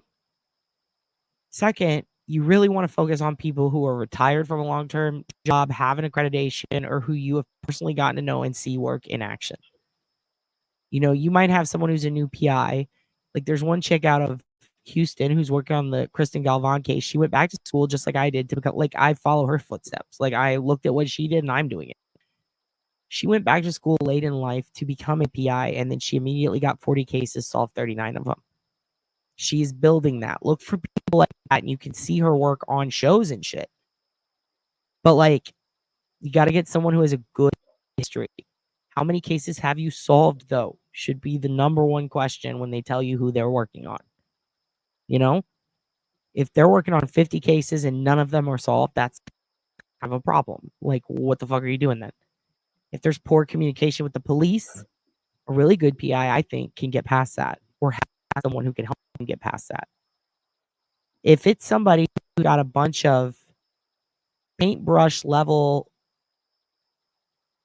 posters with angel wings and too much wordage, too many websites, a shitload of bad word art, graphic design, and just like a quote from the Bible, just don't. It's probably a crazy lady in Florida or Texas, and they're probably literally licensed by the grace of God, and ask them how many cases they've solved. Like, look up their Yelp, their reviews, shit like that. You feel me? Now, what sucks is a lot of these people will suck, but have like a bunch of followers or something who will say, no, they're great. Or they'll have a couple of people who are willing to vouch for them. And then they catch the family when they're the most vulnerable. And that's how you end up with, I think, this situation. Because I do know who you're talking about now. I don't know their name. I just knew he had a PR thing. I knew the rundown of that, right? You know who else? I'm going to catch a lot of shit for this. But there's a guy in Houston who does this a lot. There's a guy in Houston who does this a lot. And he makes a lot of money off doing it. And he does it for like that Rudy kid who was hidden and the mom pretended to be missing. And then the little girl who's mom's boyfriend in Houston killed her, put her in a laundry basket, and dumped her on the side of the highway on the way to Louisiana. All of it. Uh-oh, what happened to Raccoon Saloon?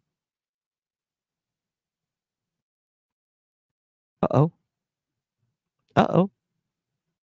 I got my PI license from Jesus. All right, everything froze, but we'll see what happens. We'll see what happens. I'm still watching Raccoon Saloon with you guys. I don't know what's happening. I think it's our internet, probably. No? Great. Excellent. Maybe we'll close this. Let's close this and let's just see what happens here. I'm loving the Raccoon Saloon. Do you guys like it? My mic keeps cutting out. Okay, great. Excellent. Give me 1 second. Let me try to. I'm going to plug in directly. Give me a second. Uno momento, por favor.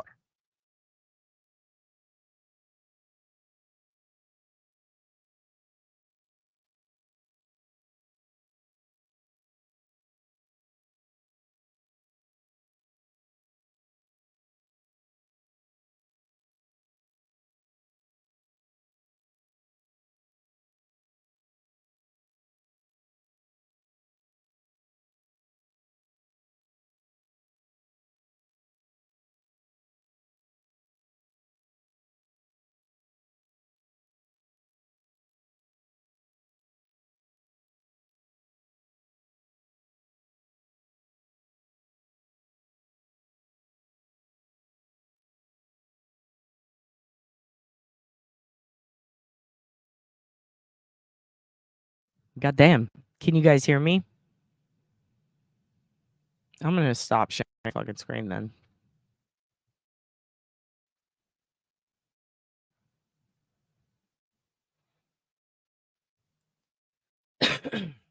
Great. Excellent. What the fuck? Can you guys hear me? We're switching providers. I'm so sick of this shit. I am so sick of this shit. I fucking hate his town. All right. Okay, finally. Fuck. No, you didn't jinx it. It's this fucking cable company sucks. This internet company we have. It's fucking terrible. It's really bad. Let's see if it even yep, I'm just going to keep pausing. This is great. This is great. We're just going to close that. We're going to close that. Did you hide the dick pic in the background? No, those are headphones. Those are old. They're old headphones, like really old ones. You thought it was a dick. Gay Jeff does on. For fuck's sake, dude. Why is it still pausing? This is piss poor, dude. We're switching internet. I'm so sick of this shit. It's gotta be an internet issue at this point because this is dumb. What is happening here? Maybe I need to fucking sell this computer and get another one because maybe it's just not up to snuff. Now everything's pausing. Come on, fucker. Oh yeah, if I bang on the mouse. Now it's gonna work. That makes no sense. Hi, Rosalie Libario. This fucking shit. This is pissing me off. How's it gonna do this to me, dude? How's it gonna do this to me on Crab Rangoon Day? What is happening? Hold on. Let me toss down some fucking I like it when it's frozen because I can see my eyeliner. Oh, thank you so much. I hate it when it's frozen and I'm about to fucking throw this computer out the goddamn window. I'm about to go Bullhorn Betty on my fucking computer. I'm about to go Bullhorn Benson on fucking all this shit. Like, for real, I'm about to Calvin and Hobbes. I'm going to piss on this thing. I'm going to piss on it. I'm going to sell decals to put on the back of trucks and me pissing on it and laughing. I'm so pissed right now. I'm so fucking pissed right now. Yeah, what the fuck? And I thank you. And send this to their customer service. That is what I said. That's what she said. That's what I fucking said to them. Something got fucked up there. Fix it. And they're like, it did get fixed. And then we put a new router and now everything's great. And I'm like, okay, it's great for a few days and now it's fucked again. No, it's not the mouse. What? Adam, you're grounded. Yeah. Bullhorn Benson. It's happening. It's happening. I'm about to go to everybody's house and start yelling a bunch of bullshit. And now I'm like worried because I wanted to show you some actual good, important, good OSINT shit for the second hour as we slide on in. Bullshit, Betty, dude. What a crazy asshole. Allegedly, for entertainment purposes only. What a crazy bitch. Like, I don't understand. I really don't. Okay, here's what I have to do. Hello, military ma. How are you doing? Here's what I'm gonna do. Here's what I'm about to fucking do. I mean, I guess I gotta go down a level in my let's see if I have to go down in definition. Which sucks, because I want to show you documents. I want to show you the goods. This is really piss poor. What is happening here? It's just freezing again. Maybe it's a computer. It's got to be the computer. I've taken up. I've taken off everything that I need, but it keeps saying there's like one bar. It doesn't matter. None of this fucking matters. I'm just going to slowly go, oh, good. Oh, good. Oh, good. Page unresponsive. Excellent. Excellent. I'm going to fucking find TikTok Tony and I'm going to piss in his mouth. Do you understand? I'm so sorry I said that. I'm just having a day. I'm going to remove myself for 1 minute and then I'm going to scream and I'll be right back. Okay. Everybody talk amongst.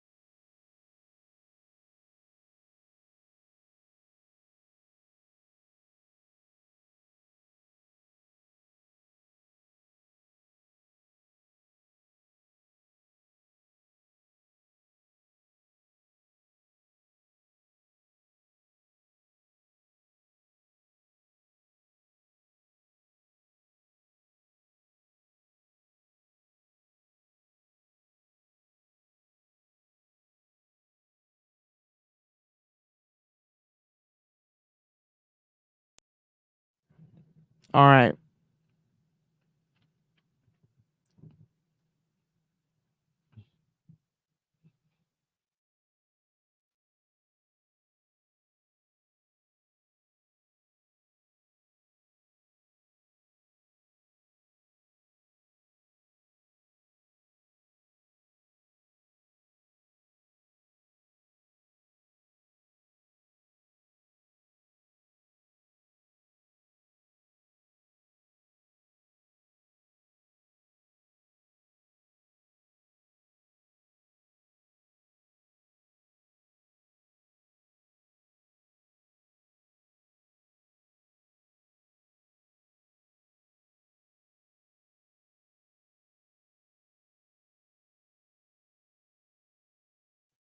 All right. All right, good. Excellent. Immediately frozen. All right, here we go. Is it going to pause? Is it going to pause when I do movement? No. All right. I am plugged in directly to the box now. Yes, I ate a kolache while I was screaming. I'm sorry. Gay Jeff got your dad. He was tinkering with the Wi-Fi. I'm plugged in directly. This is going to be the ultimate test. It seems to be working on everything else. If it keeps freezing, it's got to be, I mean, maybe there's too much shit going on. Here's what I know. When the flood happened, the internet got fucked up. And when StreamYard got sold, everything got fucked up. So now I'm wondering if any of this is a me problem or not. No, I know how to clear the temporary files. It's just the ones that need to really be cleared, I need to export first. And now I'm paused again. This is amazing. This is excellent. Kids, I might have to fucking... God damn it. This is what made Bullhorn Betty crazy. This shit. It's StreamYard, dude. It's fucking StreamYard. It's a piece of shit now. Some Yankee bought it. No, I'm just kidding. But seriously, this is shitty. This is fucking terrible. I don't know what's going on. I don't know why this keeps happening. I'm about to lose my shit. I don't even know if you kids can hear me at this point. This is such a piss poor situation we're in. And what sucks more is it's going to catch up, and it's going to fuck up again as soon as we catch our steam. God damn it. I mean, at this point, it's like I'm probably going to restart this again. I might need to switch computers. I might just need to switch computers and do a whole fucking system reboot again. Your dad tested too many VPNs. I don't even know if you can hear any of this. Like, I don't even know. Can you hear this? No, I don't need a lemonade stand. I just need someone to hit legally. This is pissing me off. So bad. So bad. What a piss poor situation we're in. All right. Well, fuck it. I'm going to close my windows and I'll be right back. I'm going to close my Google windows. Let's just close all this shit. I don't even know if you can hear me. Let's just try again. The real ones will be here. The real ones will be here when we get back. You the real ones. I bet it's fucking OneDrive. I bet you $1 million it's fucking OneDrive. You know how your dad hates OneDrive. Fuck. Great.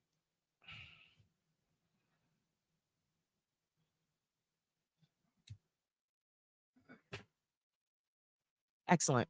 Excellent. No,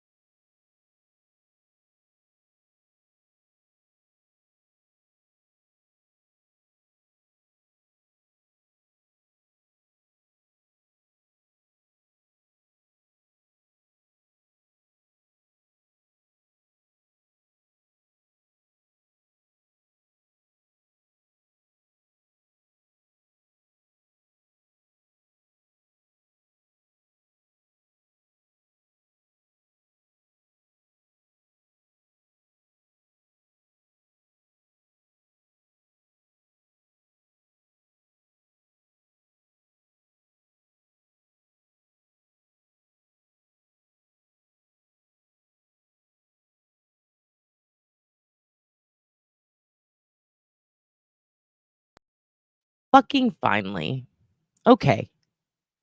What happened while I was gone? What did you do? What did you kids do? What'd you fucking do? God damn it. I wish. No, now I'm blurry, but at least it's not pausing. God damn it. I plugged in. You heard? Did you hear me have a fucking freak out? I did eat a kolache. I apologize. The audio's good. Excellent. Excellent. You can hear me fine. Is OneDrive micro? It's, yeah, I think. Yeah, it is. And it plays in the background and it like does stuff. And it's not, first of all, the new window or the last Windows upgrade fucking sucked. It made everything terrible. I'm clear. You can see. Okay, excellent. Yeah, when they did the last Windows update, it fucked my shit up so bad. And I think it's because of some of the extensions that I had, because Jordan has some weird extensions. And I mean, I ain't mad at it, but I'm like, I'm kind of mad at it. And now it just keeps like, one of y'all was right. Whoever said I need to clean up the background shit, I do. I have a lot of stuff I need to data dump, and I didn't do as much as I hoped. You know how you like get rid of a whole bunch of shit and then you see that it only cleared up like minimal space and you're like, oh fuck. You did behave. You were very good. Okay, excellent. Excellent. Good. Tiff sent you a package. Good. Tiff has the best wrapping. Hello, Emmy Bob. Good morning. Yeah, I don't have much to do tonight. So I was like, let's just go live and see how long we can go before the internet starts acting wonky, because you know it's a given. It's gonna happen. But I did have a couple of things I wanted to talk about. I'm off. I don't have shit to do. I got a little shit to do. I got like an hour's worth of shit to do. I have to plan Dad's boyfriend's birthday. Blah, blah, blah. Yes, we will try screen sharing. In fact, I'll do that now because I wanted to read something to you, but I could just summarize it, but I think I'll read it to you. It's from Mary Murphy, who was working on the Rex case, obviously. Has a lot of background info on it. I'm just opening up a couple of docs here that I had that I wanted to talk to you about. And they're still reloading. Excellent. I think it might be a me problem. Okay. But I do have a little list also of things I want to go over. Good night for real, you guys. Good night, Rachel. Okay, one of the things is when we did the I think it's a members only live now. It was when I think me and Aunt Deb read you guys the Bible or something. I think that's what I called it. We had so many. And you know what pisses me off is like, this is a new camera and I bought it so that it could be good quality, and it is great quality. But now what? The computer can't fucking handle it? What the fuck? Like, what the fuck? Hold on. Let me also.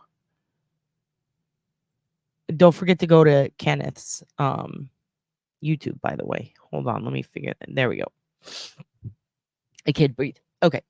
So, yes, I wish. And please don't jump on my bed. And also, good morning. And also, yes, I'm going to try screen sharing in a minute. And you should snitch. Please snitch. We're pro snitch. Don't forget. Shit. Mom put the fella in the cupboard. Dad's back. Mexican street corn Cheetos? No. Are they delicious? I want to. I really want to. Yes, you love Mary Murphy. Good. Yes, she's covering that case. And she put up an excellent article.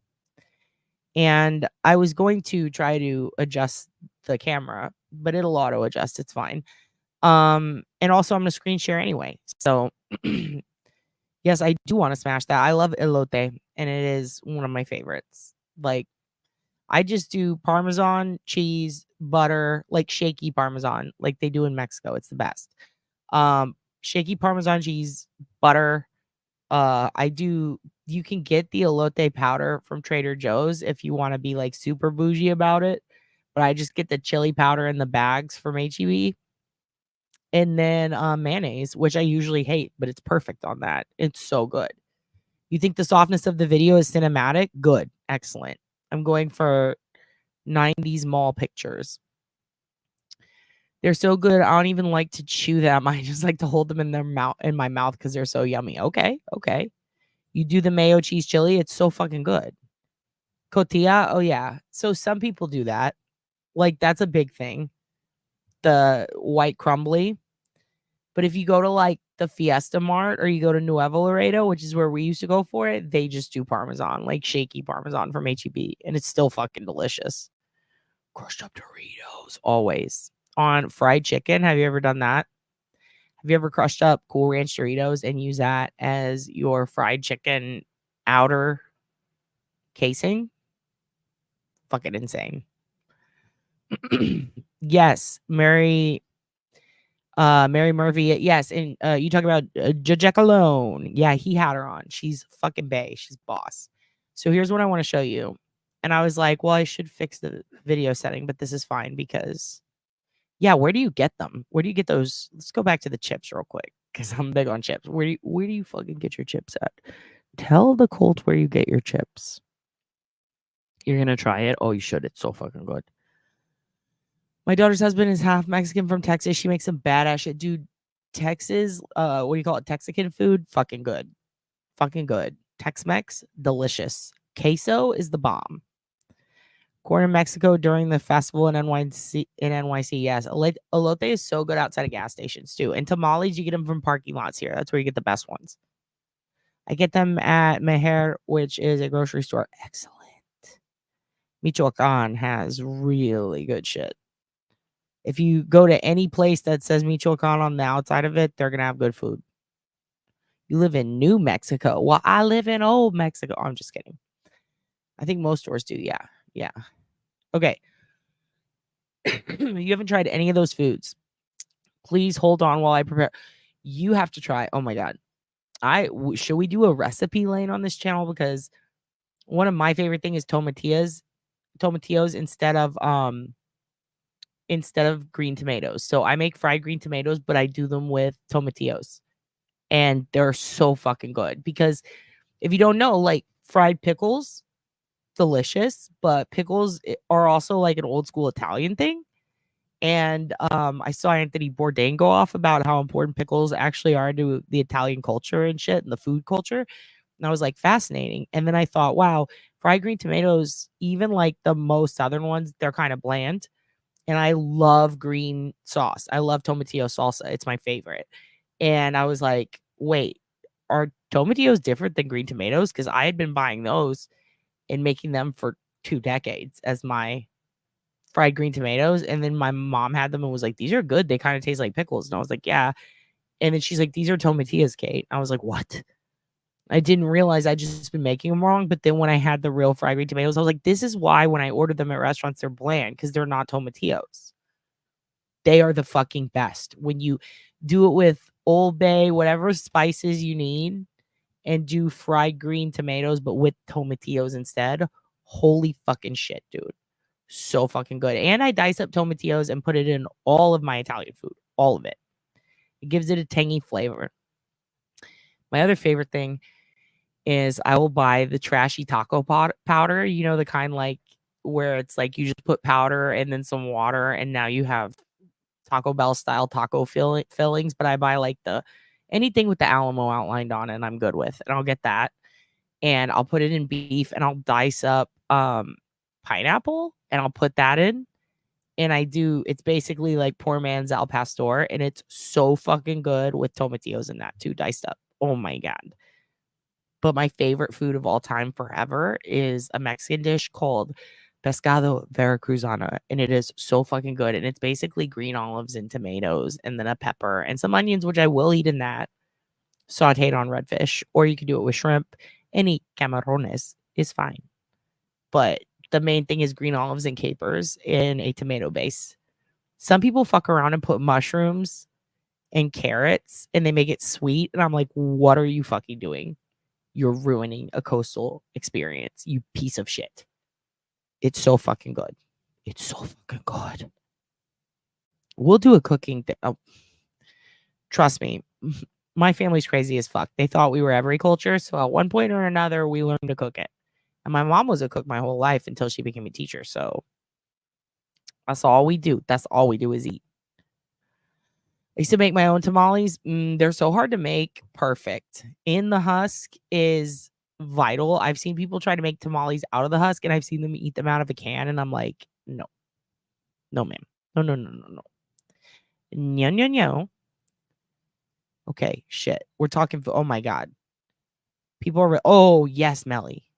Chilaquiles are the best. Oh, yes. It's basically, some people call them trash can eggs. But it's basically like migas with green chilies.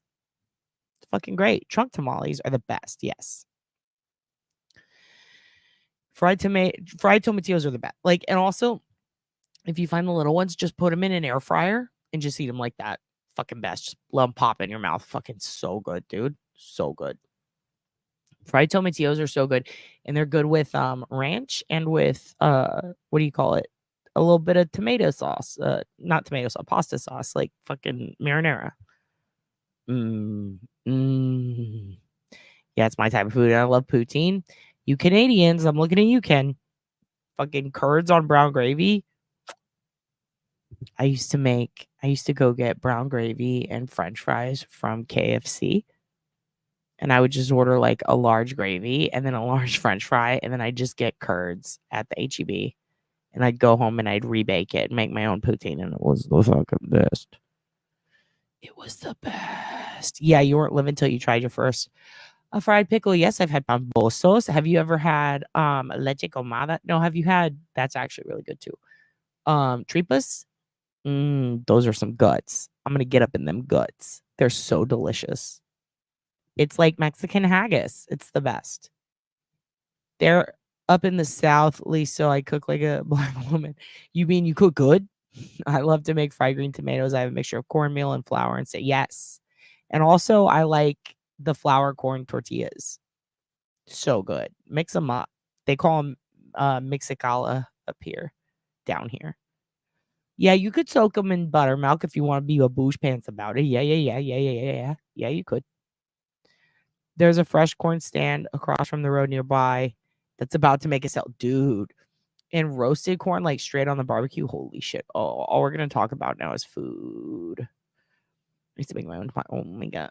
I want to quit or double my thyroid meds to slam me down 30 pounds. Oh shit. I mean, just don't die, you know? Oh, ceviche is so fucking good. Oh my God. You guys, I'm dying over here. You got so much information. You're making a pizza. Dude, Adam Drives Helen has a pretty cool van pizza recipe involving, what was that, a tortilla? That was amazing. It was basically like, we used to do that with Lunchables, me and the boyfriend. He gets them and he takes the pizza Lunchables and he like, what do you put them in the microwave or did you put them in? Oh, he's got a, never mind. When you made the pizza Lunchables and you heat them up, did you put them in the microwave or was it the oven or was it the toaster? Yeah, he's done it all. He just likes to heat them up. It's really good. Mangina. Oh, Mangia. Dad, back to Mary Murphy. Oh, good point. Good point. Back to Mary Murphy. Let's go back. Let's go back. Oh my God. Noel. That was my middle of the night snack growing up. Flour tortillas, butter, powdered sugar, cinnamon. End of story. Roll it up. The butter drips out of the tortilla. What the fuck are we even doing? Let's go make them now. Get off this channel and let's go make them. Dude, I'll fucking suck the heads. Give me that. Give me the crawfish. I'll suck their heads. Okay, let's go back to Mary Murphy. Here we go. Let's see if it freezes on your old papa. On pop-up. Give pop-up your hair. Okay, present. No, it's just.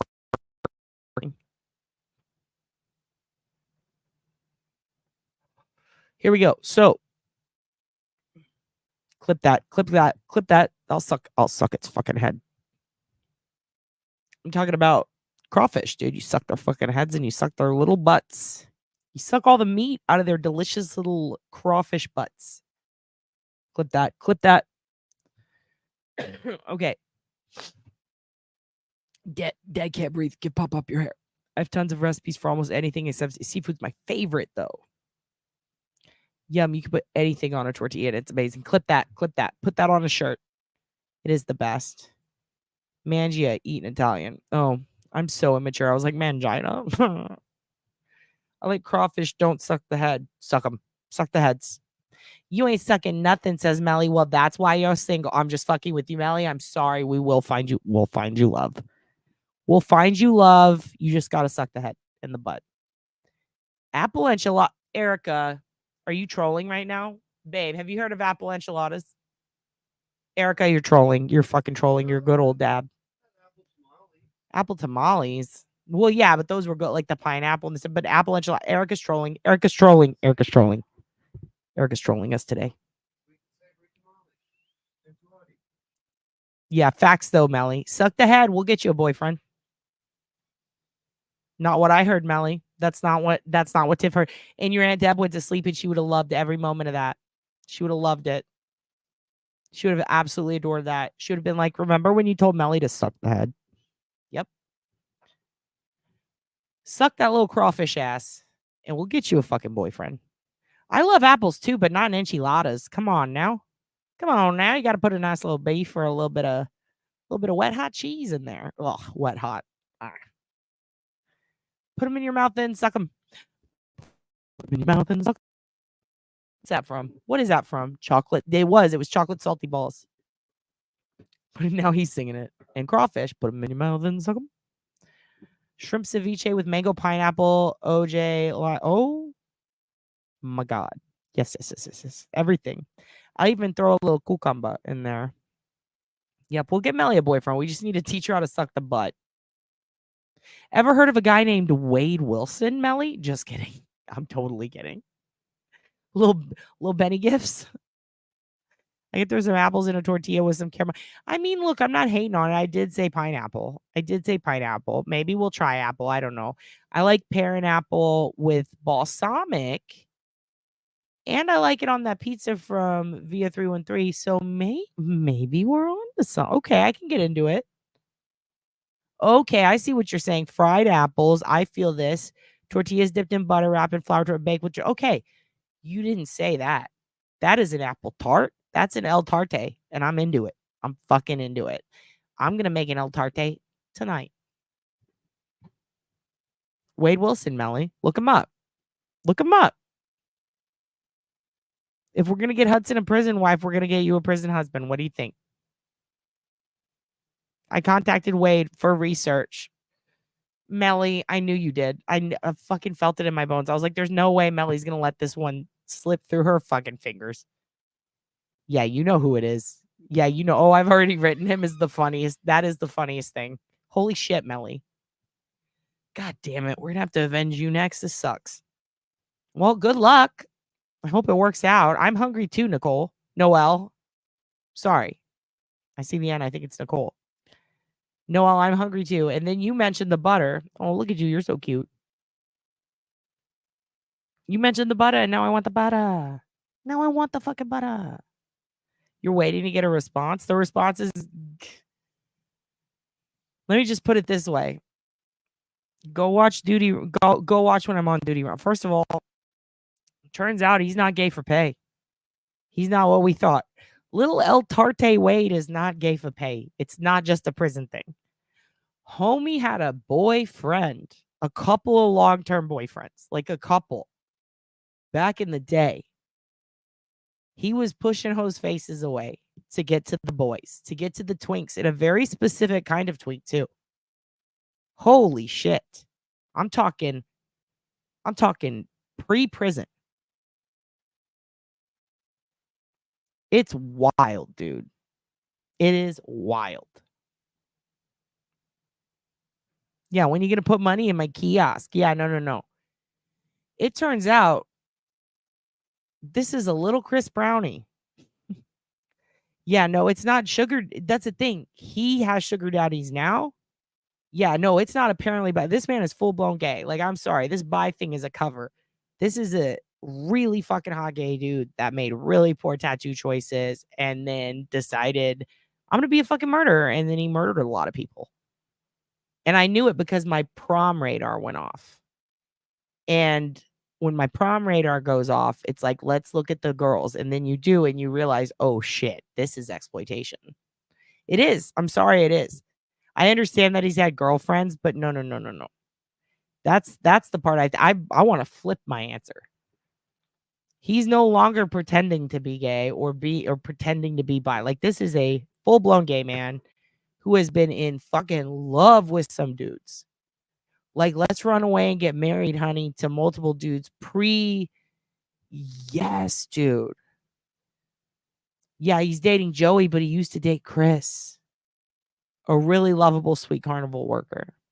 There's a lot to show you. He has a long history of gaming it with pretty high level twinks in the community, like dudes that are like, and they're precious and they love their grandmas and they're good people. And he has full blown relationships with them. He says, I love you. And he parades on Facebook with them. But the women, no. Not so much. It's really wild. He also has like He's got a swinging streak in him. He's a little Jen McCabean. Let's just say that. We're going to talk about all that, and I'll show you his accounts and stuff on Booty Ron. Because I haven't seen many people talk about those. I've seen his exes talk about their experience with him and about, you know, public stuff and all this stuff. But, like, he's got some accounts he used to go on, and it makes me wonder if there are other people out there who might have been scammed by him online. And also the little old lady or whoever she is running his accounts to solicit the Fundly money. Holy shit. That relationship is weird as fuck. Like, it is all weird. Melly over here packing her suitcase. Long Jonathan's. Oh,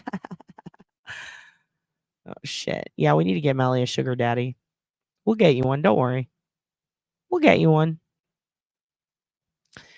Yeah, the Stefan Stearns shit is screwing with me too, dude. It's so gross. Like, she's so much worse. Like, I tried to give her the benefit of the doubt. She's just a terrible person, terrible mom. It's just so bad. Everybody's covering that though, and you know, there's not much more to say. You know, it's so bad. It's so bad. That poor kid, man. But anyway, let's talk about this. We're gonna move. We're gonna switch over. Yeah, he has a ton of Fundly money being raised. Wade Wilson. Yeah, birds of a feather, dude. Yeah. And we're going to talk about that. He's got Fundly money that's being shuffled in like a crazy amount. A crazy amount, dude. And he's got all these women that are like fake girlfriends with him. Oh, I don't want to read those fucking chats. I guarantee, like, there's going to be a couple of Stefan's chats that are going to show that he's like pretending to be a woman or pretending to be like a young teen boy or something. Like, he's going to role playing. That's his whole thing. So you're just going to see a lot of weird catfishing, I think. I'm interested in seeing, I'm going to be real with you guys. I'm interested in seeing why he was on Cowboys and Angels. Which, if you don't know what that is a site that I found his accounts linked to for male gigolos. It's for men to escort themselves. It's very strange. Very interesting. So yeah, I'm also very concerned because the roommate, what did I say? I'm going to give an I told you so right now, even though nobody fought me on this really. I said if he had a history with the old roommates of videotaping towards a shower against someone's will, probably going to find more cameras in the future. I bet there's cameras in that house right now, or the house that he tried to pimp on that real estate ad, right? I think possibly the camera that he used in basically the roommate, was it Angelica or Angelina? That one, he was filming her and there was like a lot of data about her, which I think explains what we saw on the search warrant for what they found, where it has all the different electronic files. And it had some files that made it look like it wasn't Madeline because they would cross out her name, but there was no name crossed out. And it was from a time when it likely wasn't Madeline. And there was some questions like, did he do this to more people? Well, now that we know she was there, like on that list of the search list, like what they found, it was her. We know that from the audio that came out. And she's an adult, yeah, but he was still snooping and peeping on her. So in the photos of the room, there were a couple of things I noticed that I'm sure a lot of other people noticed. Everyone saw the fleshlight, which, by the way, look up how expensive those are. Those are made here in Austin. And I know a guy who works there and makes them. He's a real nice fella. But like a lot of people order very expensive things. It's fucking weird to me that it was plugged in charging. I don't know if anybody else noticed that. It looked like it was plugged in charging. I could be wrong, but it looked like it. And then I noticed in one picture, it looks like that there might be a little camera that's not plugged in sitting in front of something, maybe a TV. It's like to the right. And I wish I could show it to you, but I just didn't gather those. Sorry. Didn't realize we'd be talking about it tonight. But that might have been the hidden. It looked exactly like a hidden camera that you would buy to like screw in somewhere. It was interesting looking at all that. And I found the room set up. One of the reasons I could never get a hang of it, I guess I was always saying wrong or forgetting that there was a room downstairs, and it's because, you know what I mean? There's that divider. Like, what a weird thing. You got 4 fucking bedrooms. You can't give your kid one? I don't know. Yeah, it is. You remember? Yeah. It's just, yeah, I'm concerned with that he was using her accounts as her. I really think that. And also, I'm going to tell you something else I think. Based on the data given, because when we saw the original search warrants, we saw the accounts, they listed them, right? But then they said they extracted all of the accounts for Madeline, Jen, and Stefan. And when I say there's a reason why I think Jen isn't being charged, and that reason is evidence, it's because I stand by what I said before. She was not very online. A lot of people were like, oh, I bet she has fucked up her accounts, or I bet she's selling a kid on the dark web. No, she's not that smart. She is a potato. That is where that came from. She is a potato. She just exists. She was too drugged out. Remember what I said? I bet he was drugging the mom and her. And then we found out she was kind of a drugging herself voluntarily. Jen was. But then what do we see in the warrant? What do we see in the paperwork, I should say? We see that Stefan administered her medication to her. I mean, fuck. No wonder Jen was groggy as fuck the next day. Doesn't take away that she fucking knew and she sucks and she should be arrested. But I think finding the probable cause and the evidence for this case is going to be a big barrier for them, because she wasn't online like Stefan was. She wasn't doing the same shit he was. She was neglecting the fuck out of her kid and then handing her over to a monster, which is very different than actively hustling her out. I found it so disturbing, though, that she was saying shit about, like, the sex part's not evil, but the murder. Bitch. Ew. What a terrible thing to say about your own fucking kid. Yeah, 95 photos? I thought it was more. I wish she would be. She deserves to be. The problem is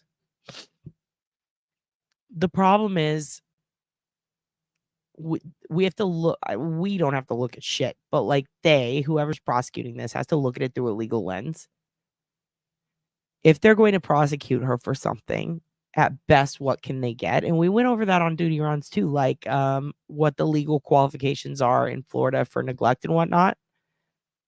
But in order to charge her, they have to have evidence to back up her statements. And some of her statements were fucking lies.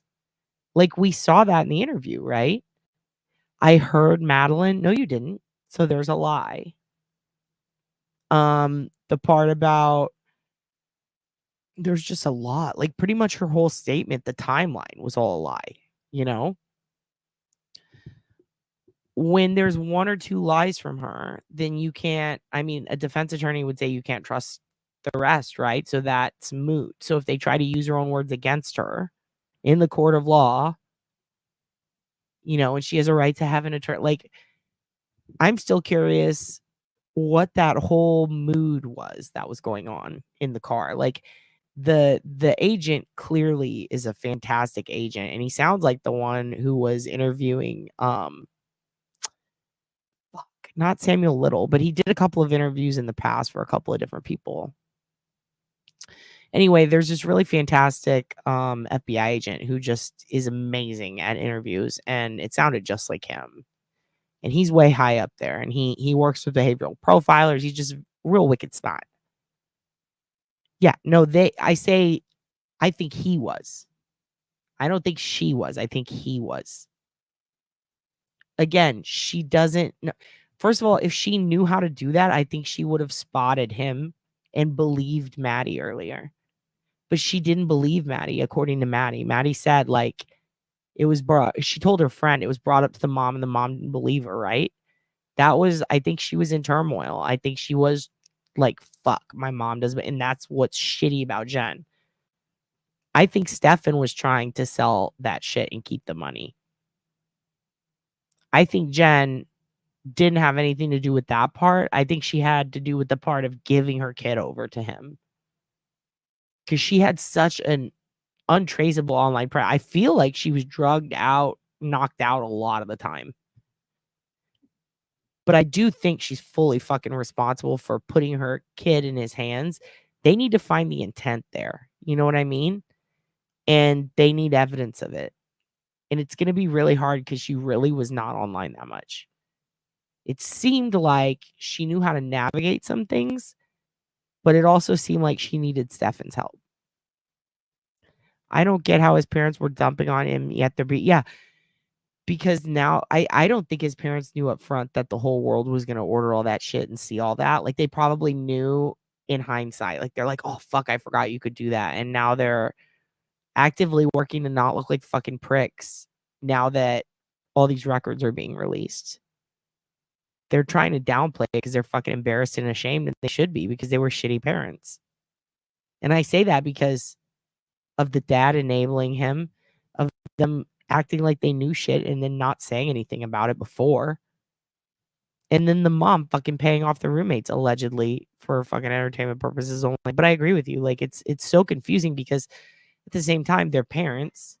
I'm not a parent. I don't know how they act, but I think about if Mookie's did. I have never thought about if Mookie's would do some shit like this. But like, you know, if Mookie's attacks a dog and kills it and it's a tiny little cute dog, I don't know. Totally different situation. I don't know. I can't even envision being a parent. I don't know. I'm not trying to be offensive. I'm just trying to think like something that I love that I have control over that would only be my dog. Like, I don't know. Maybe the bond is that deep. They ride that deep. I don't know. Never said there was a live. I don't fucking know what's up with the bell either, dude. Yeah, but she's still a fucked piece of shit. Like, she could still be a piece of shit, you know? I mean, if you really want to know, I got fucking notes I could tell you. Here's some shit I wrote down that I was going to read to you the other day, but it bummed me out. But I'm like, fuck it. First of all, he has his own room. Maddie doesn't. That's fucked up. When Stefan called me at 10:18 a.m., that's something I wrote down. Do you know why I wrote it down? Yeah, he's a creeper peeper, and that shit escalates. I think Jen spilled the tea early on and is going to be a star witness against Stefan. Maybe she got a deal. They don't really need that, though. They don't really need that from her. She was just so giggly. I don't think that, like, okay, in the audio, it's her on the day her kid's missing, right? She hasn't been found murdered yet. And they say that in there. And there's one part where she says, when Stefan called me at 10:18 a.m., and she says it really fast. And it's to answer a question. And I want to know what you're thinking the question was. Like, what do you remember that part when she said that, right? When she said 10:18? Yeah. Yeah, no, horrible, dude. Horrible pictures. We're not even gonna, I don't even want to describe them. They were horrible. It was horrible. I agree with you. Everything she said was a lie. Pretty much. I mean, there were little things she said that were accurate, which is why I'm bringing this up. The 10:18 part. Is she spread? She wanted to see the pictures because she didn't believe they were still there. I think she was trying to punk out the police and see what they knew. She did. She did. Yeah, but Homolka, I mean, fuck. That, first of all, that, I mean, that was, they claim it was an accident what happened to the little sister, right? Paul, like, intended to kill her. There's no doubt.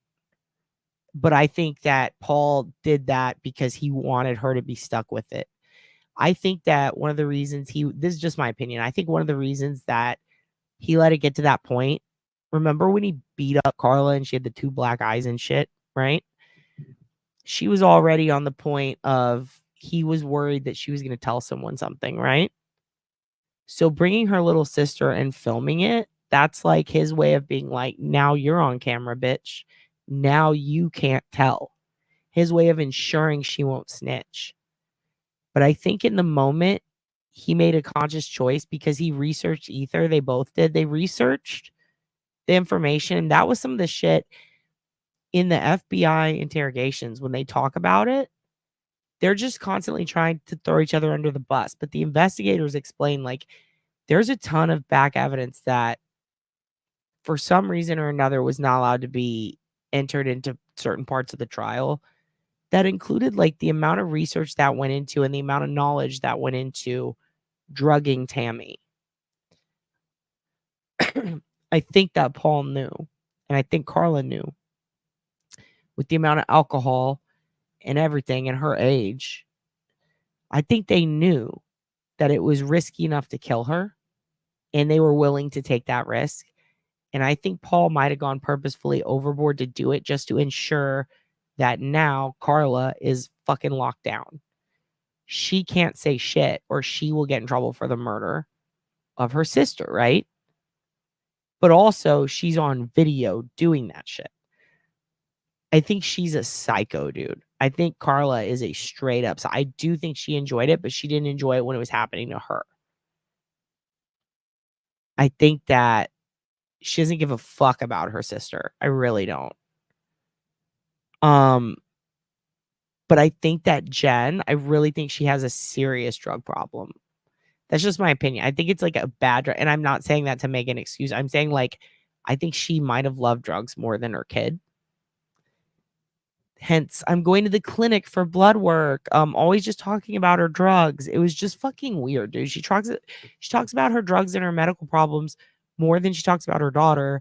And she also, what's the one thing she says about Deb when asked? Oh, there's so much to go over with this. Fuck. Hold on, let me see what you guys say, okay? She gave Maddie this monster, yes. Sounds like they were both using ADHD meds, but they were both using tons of different medication. I think she was using Klonopin, some sort of opioid. There was another like mood stabilizer. There was ADHD. Like this is all shit that the roommates were saying in the past. You Google inhale anesthetic. Yeah, the anesthetic drug. Yep. Yeah, exactly. Like he was administering drugs to this child. Lied about what she was wearing that morning, but she didn't even see her. Yep, she lied about that. Lied about hearing her. Lied about all that stuff. But when she said 10:18 a.m. about Stefan, that was accurate. And you know what is so fucking wild? That was the question after he said, let me get the exact quote. When do you usually leave with Maddie for school? Do you guys remember that? Do you remember that? When do you and Maddie usually leave for school? What did she say? She went, I think, I don't know. She had a hard time answering when she usually leaves with Maddie for school, her daughter, who's been going to school for years. She has been her mother who takes her to school or gets her to school for years. When she asked her what time they usually leave, she went, and it took her a minute. But then when they asked her about when Stefan called her, when she called Stefan, she said, when Stefan called me at 10:18 a.m. Wow. Wow, that's fascinating. So you're telling me that when you were asked what time you usually, as in multiple days a week, take your kid to school, which should be an even time, she ended up giving the time at like, well, we leave at 8:50 or something, or 9:50. But then when Stefan called you, it's when Stefan called me at 10:18 a.m. and that was a question about the McDonald's. The McDonald's question too. It was she knew the exact time. And he said that they weren't going to go to McDonald's. Like at 10:18 a.m., you remember him calling you at that exact time enough to recite it to the cops. That is such a weird time. Not around 10:20, not around 10:15, not a little after 10. It was at 10:18 a.m. when Stefan called me at 10:18 a.m.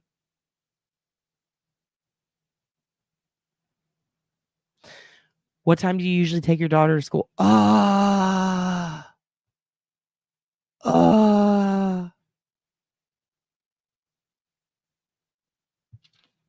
thought that was kind of weird. When did you leave the house? She knew the exact time for that. When did you leave the house? She knew. When did Stefan call you? She knew. What was Stefan doing? She knew. What time do you usually take Maddie to school? Are you fucking kidding me? So she was able to memorize and or have notes for and or line up a story for everything Stefan did. But what she did every day for months, she couldn't fucking remember. It's nuts. Exactly. McDee's was the alibi. Gotta remember that. Gotta remember the alibi. I think that she knew. I don't give a fuck if she was in denial. She knew, and it was true. So whether she was in denial, whether she was on drugs, or whether she was actively not believing Madeline, it doesn't matter. She didn't do the right thing. She's a piece of shit. She ignored that shit. She let it continue. She may as well have been abusing herself, frankly, because that is egregious. It's fucking terrible. I'm not going to put more on it because there doesn't need to be more. I'm just going to go with what we know based on the paperwork. And we know that she sent her to sleep with him. We know that she'd seen his room. She talked about seeing his room. And yet, despite the shit that was in the bed, the fleshlight, despite the tripod in the room, despite all that, she was cool with it. Obviously. I don't need to speculate further on her selling it to strangers, on whether or not she took place. I don't need to. We don't need to add to it, and so I'm not going to. That's embarrassing for the victim. It's like it feels degrading to just add that shit. We know that this is a dirty fucking pervert living in the house with a lot of disgusting shit around. You know? And a gun in the room. That's a great point. Yeah. Galen, yes. When she was, let me look at my timeline notes. She made timeline notes? For fuck's sake. And I mean, sure, maybe she made it to try to remember like where her kid was, but like you don't need to look at your timeline notes for school. Like you take your kid to school, right? What a weirdo, dude. The gun and all of it. In the kitchen pictures, there's a fucking molcajete with white shit on it. What is that? Was he grinding up pills? That's the most speculation I'll make on some shit involving what we don't know, you know? On the nightstand, there was a piece of paper and it said photo@nickmec.org. Yeah, he was probably sending photos for NickMec of Maddie. Can be used for animals in some cases, so it could have been how they got it. Yeah, for the poodles, dude. For the poodles for sure. His mom's a breeder. She actually talked about medically taking care of poodles on Poodle People. Did you guys not listen to Poodle People? What the fuck is wrong with you kids? Go listen to Poodle People. I'm telling you, there's OSIN everywhere. There's no sin everywhere. Go listen to Poodle People. Listen to Deb talk about how she did that shit. Like she literally got medication to do at-home declawings, but she didn't like to do it.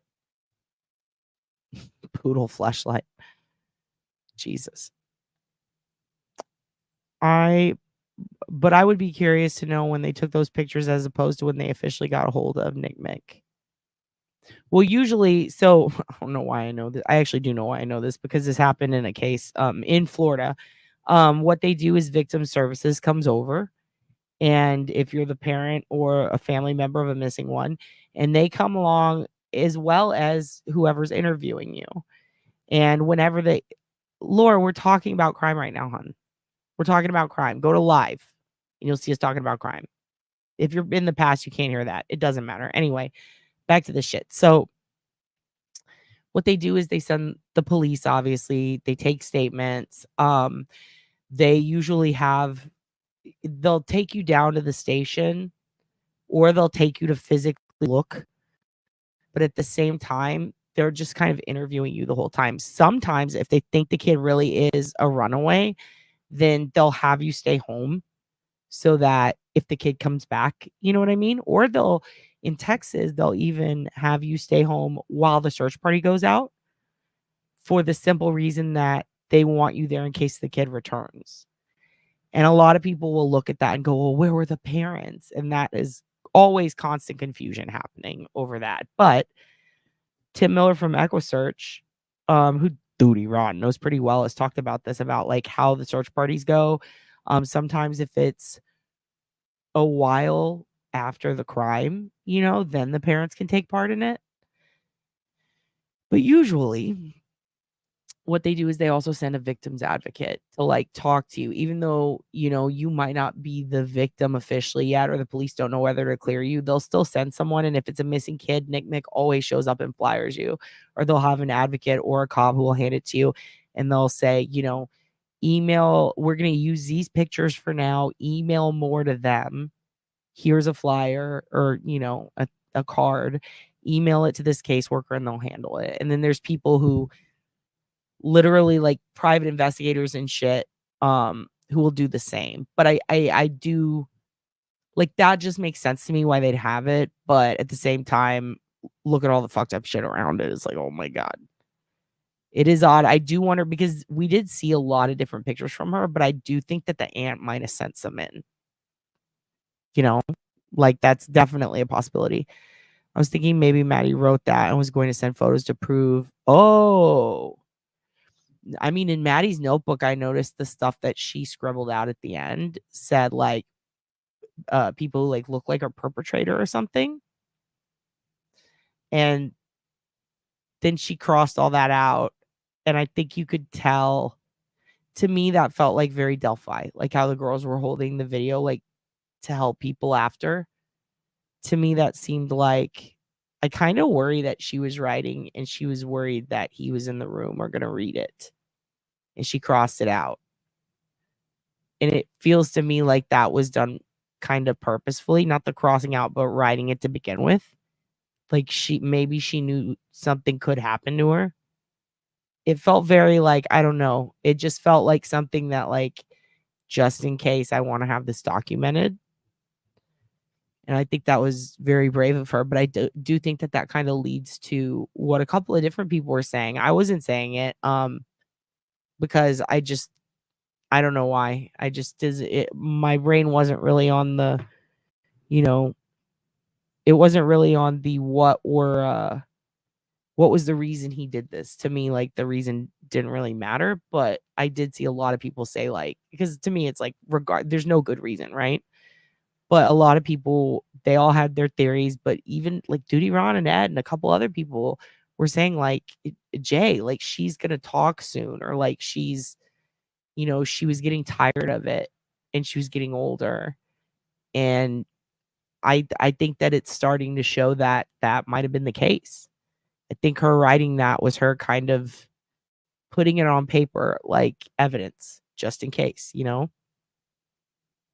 I think that was very brave of her, really. Okay, let me go down. Yeah, I think she was very smart too. I think she was very, very smart. It sounded mature, and she even drew it out. Like, when you're drawing it out at that age, I do think that she was putting that out there just in case. She might have just solved her own case pretty much. You know what I mean? Going into the woods meant becoming free of abuse. Yes. Absolutely. And it's hard to read into that because they're teens. So I kind of hesitated on that one. I was like, she could literally want to go into the woods. I did. Like, I read Into the Wild and was like, let's fucking do this. But I think, everybody who said that early was spot on. A lot of you kids said that. You thought that. Spot on. I agree. I see now. I agree. That was written by J.S. for her because she was speculation that was written by Jeffrey Soto for a disability app. Maybe she was also a victim. She did say something about her family or her dad that made me wonder, like, what was that about? But at the same time, her family thus far seems sweet. They were good judges of character. They were like, Stefan's a creep. We didn't like him. The sister cried. Like, it seemed like the dad was supporting everybody financially and paying her rent. Like, I feel kind of like, I don't know. I'm gonna wait. It doesn't really matter if she was a victim, but I see what you're saying. Because to me, it doesn't matter because, like, regardless, you still made a shit choice as a mother, Like, you did not protect your kid. Like, you didn't fucking protect your kid at all. So, if anything, you just served him up. You know what I mean? Yeah, she made a nest. Yeah, I used to have, like, I would tell my mom, let's make a nest. And I would, like, pile clothes up or pillows up and get in it. And it creeped me out thinking that he's like, she made a nest. Okay, so are you looking at get out of the room? Like, it's so weird to me that the mom couldn't just do that herself. Yeah, I guess that's what I'm trying to say. You're right. She is an accomplice. I think her neglect was so fucking deep though. And I think he's such a piece of shit. And so is she, frankly, for like the amount of lies she told. Like, it's pretty unbelievable. And she knew those answers and she didn't know the others. Here's another thing. Her kid was only missing. And one of the things she said that blew me away, she goes, they were best friends, about her and Stefan. Do you guys remember that? Do you remember that? Yeah, she was a guilty potato. Yeah, I think he was being an opportunist. Possibly. Was Jen's mom married a few times to her ex? Yeah, I don't know. I mean, Jen's dad was in Puerto Rico for a while. You did. You absolutely did. Like, she's totally, like, she's guilty of all sorts of things. Like, just too many crimes. And they need to prove it, but they need to mainly prove, I think, the intent. I don't think that they need her for a plea deal, but it's Florida, dude. I never ask why. Like, they let Casey Anthony off. So I'm sitting there like, fuck, dude. Yes, dude. That's the thing that tripped me out. I also didn't know how she sounded like it. I just rather wait than accuse someone who could be innocent. You know what I mean? But like, some of y'all have some fucking some Hudson intuition, and goddamn, she did lie. She did lie, And I was wondering at the beginning, was she abused by Stefan? What was going on? Was she mentally ill? Like, she seemed a little fucking slow, dude. She seemed a little not there, Seemed like a little meat bag, a little potato. Just kind of there. But it pissed me off hearing that interview because when you hear it, you hear the lack of emotion is fucking wild, dude. And it's not like, here's the thing, it's not like trauma, lack of emotion. It's not like she's in shock. It's like she was giggling at shit about Disney. Like, she was giggling at some things that weren't even really that funny. Just like, "Oh, yeah, we like that." Like, "What, bitch?" And then other parts, like, where she's like, "Figment into the man," and she's talking about the Fig ride, which was also Maddie's, like, favorite or whatever, and she talked about how they played video games. She was speaking in past tense so much. That's a part I wrote down. They were best friends, is what she said about Stefan and Maddie. Like, what the fuck, dude? They were. Why are we talking? That's what makes me wonder. Did she know? Did she know her kid was dead? You know what I mean? Like, did she know and she knew where and she knew he did it? What do you mean were? Do you not plan on seeing her again? What about is? What about they are best friends? What about that? You know? You think they need her to prove first degree? I've seen a lot of people say they're gonna give Stefan a plea deal so that they don't have to go through with the trial. But I'm like, why? To JE. Wait, JE. Can you look at the picture of the piece of paper photo? Please tell me it's not a condom sitting there. I swear, I will, but not right now because I don't want my shit to freeze. But it could be. I don't know. I think a lot of people thought she was guilty from the start. I thought she was guilty of neglect and was just being taken advantage of. But she was in outright denial. She knew because Madeline told her friend. She told someone, and then it turns out, and that the someone was her mom, and that her mom did not listen to her. Holy shit! And the friend reported that to police, and the only place I ever saw a report that was Telemundo, and then Plunder picked it up off Telemundo and shared that info and translated it. Yeah. You were more upset when your bike. Yeah, she wasn't upset at all. Look at how she never asked in the early police interviews when the detective asked her if she had any questions. She never once asked where her daughter was. Yeah, you're right. She didn't. It's a lot of what she didn't do, right? She didn't cry. She did. She didn't talk about her as if she was alive. She wasn't abused by Stefan, but she was exactly. She was used. He was taking advantage of her. He was mooching, but she let it fucking happen. Yeah, exactly, dude. And then to stick around, and then, oh god, there was another part where she said there was a brilliant move on the detective, and it stunned me. I had to listen to it like 3 or 4 times. I was like, "Oh my god."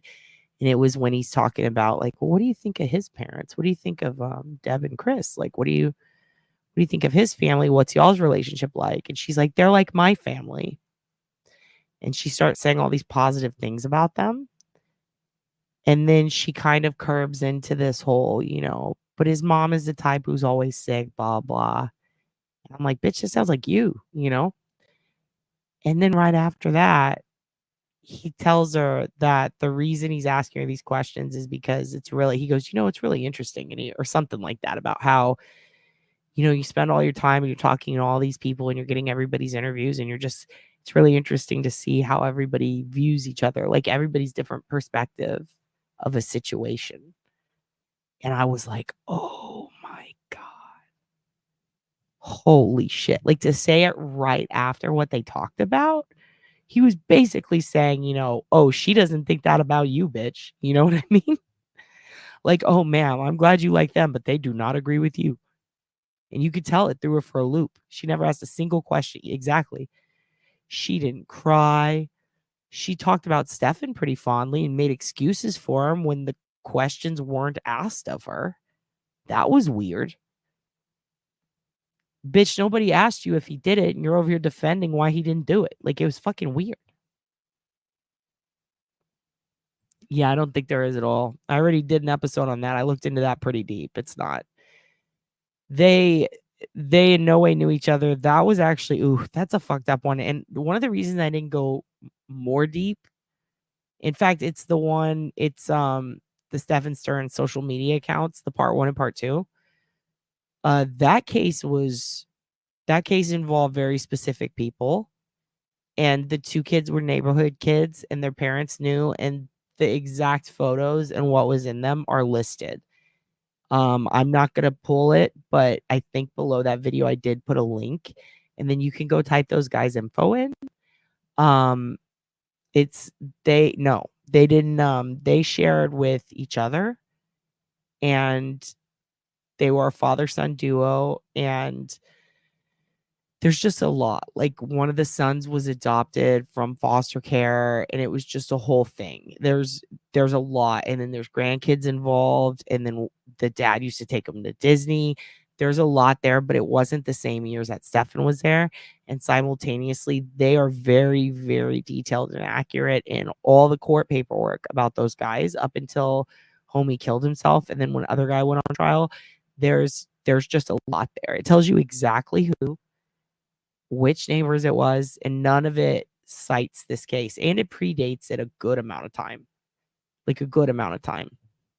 They also are very good to use hash values and specific identification for specific files that are not entered into any other evidence on any other cases, because that's one way if you ever want to know. But I mean, good thinking, it's fun to connect things. I also look for patterns, but that's unfortunately not one, because okay, so anytime evidence is entered into a case, right?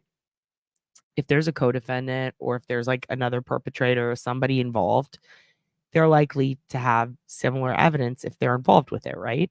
So instead of searching by like case number or a defendant's name, you can also search archives and databases by specific phrases, and that includes the evidentiary numbers on any piece of digital evidence. It's going to be the same hash value, and it's going to go across the board for any case. So if you want to see if a case is connected in any way and the evidence is already listed and out there in a warrant, you can just search anywhere from Judy records to a court's website, and you can just, a clerk, you can just put in that one little bit of info usually, or you can go find the defendant, go to their file, look at their evidence log, pull that hash value, and then run it across other PDFs with the find feature, and you can see if they're connected. And unfortunately, in a way it would be, I say unfortunately, because if they were connected, that would be real easy, right? Like, boom, we got them. But unfortunately, there's a lot of pedos there. I mean, just the fact that there were like something like 1,500 cases that week alone of similar shit in the same area is insane. But like the amount that aren't connected blow your mind. Like, barely any of them. A lot of them trade like on Telegram and shit with complete strangers, and they don't know their location at all. So, there is a possibility, but it's very slim. I highly doubt it, because they know exactly what those guys did with that info, because like those pictures, they have to stop it. They tried to upload it to Bing, but it got busted with basically something that tracks it. And if you don't think they're not tracking what's uploaded to anything online, you're out of fucking mind. You'll get auto-reported. Okay. We're going to get back to the type, who Stefan is, the toys, the immature child. Yep. Yes. He also doesn't. Yeah, he doesn't. He thinks he's still a kid. He thinks he's fucking Van Wilder. He really is. I don't think you can cure these people. I want to know why every neighborhood is littered with these disgusting pedos on the Megan Law site. How are we supposed to deal with this in society? Fuck. You know what? You know what your dad wants to say. I think there's a way to deal with it. I want to cut their fucking peepees off.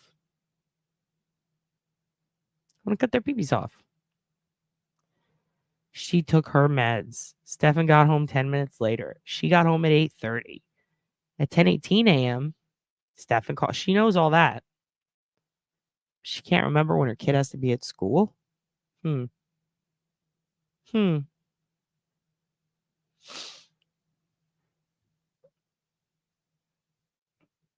Literally, yes, that was gross. A big part of that, man. These types have zero boundaries, and they know. Yeah, it's so gross. Florida law does not specifically prohibit a non-blood relative for merely sleeping in the same bed as a minor as long as no sexual activity or as long as. So you're saying there's a chance? I know, but I mean, you said it yourself, as long as he breached that, right? So now it's illegal.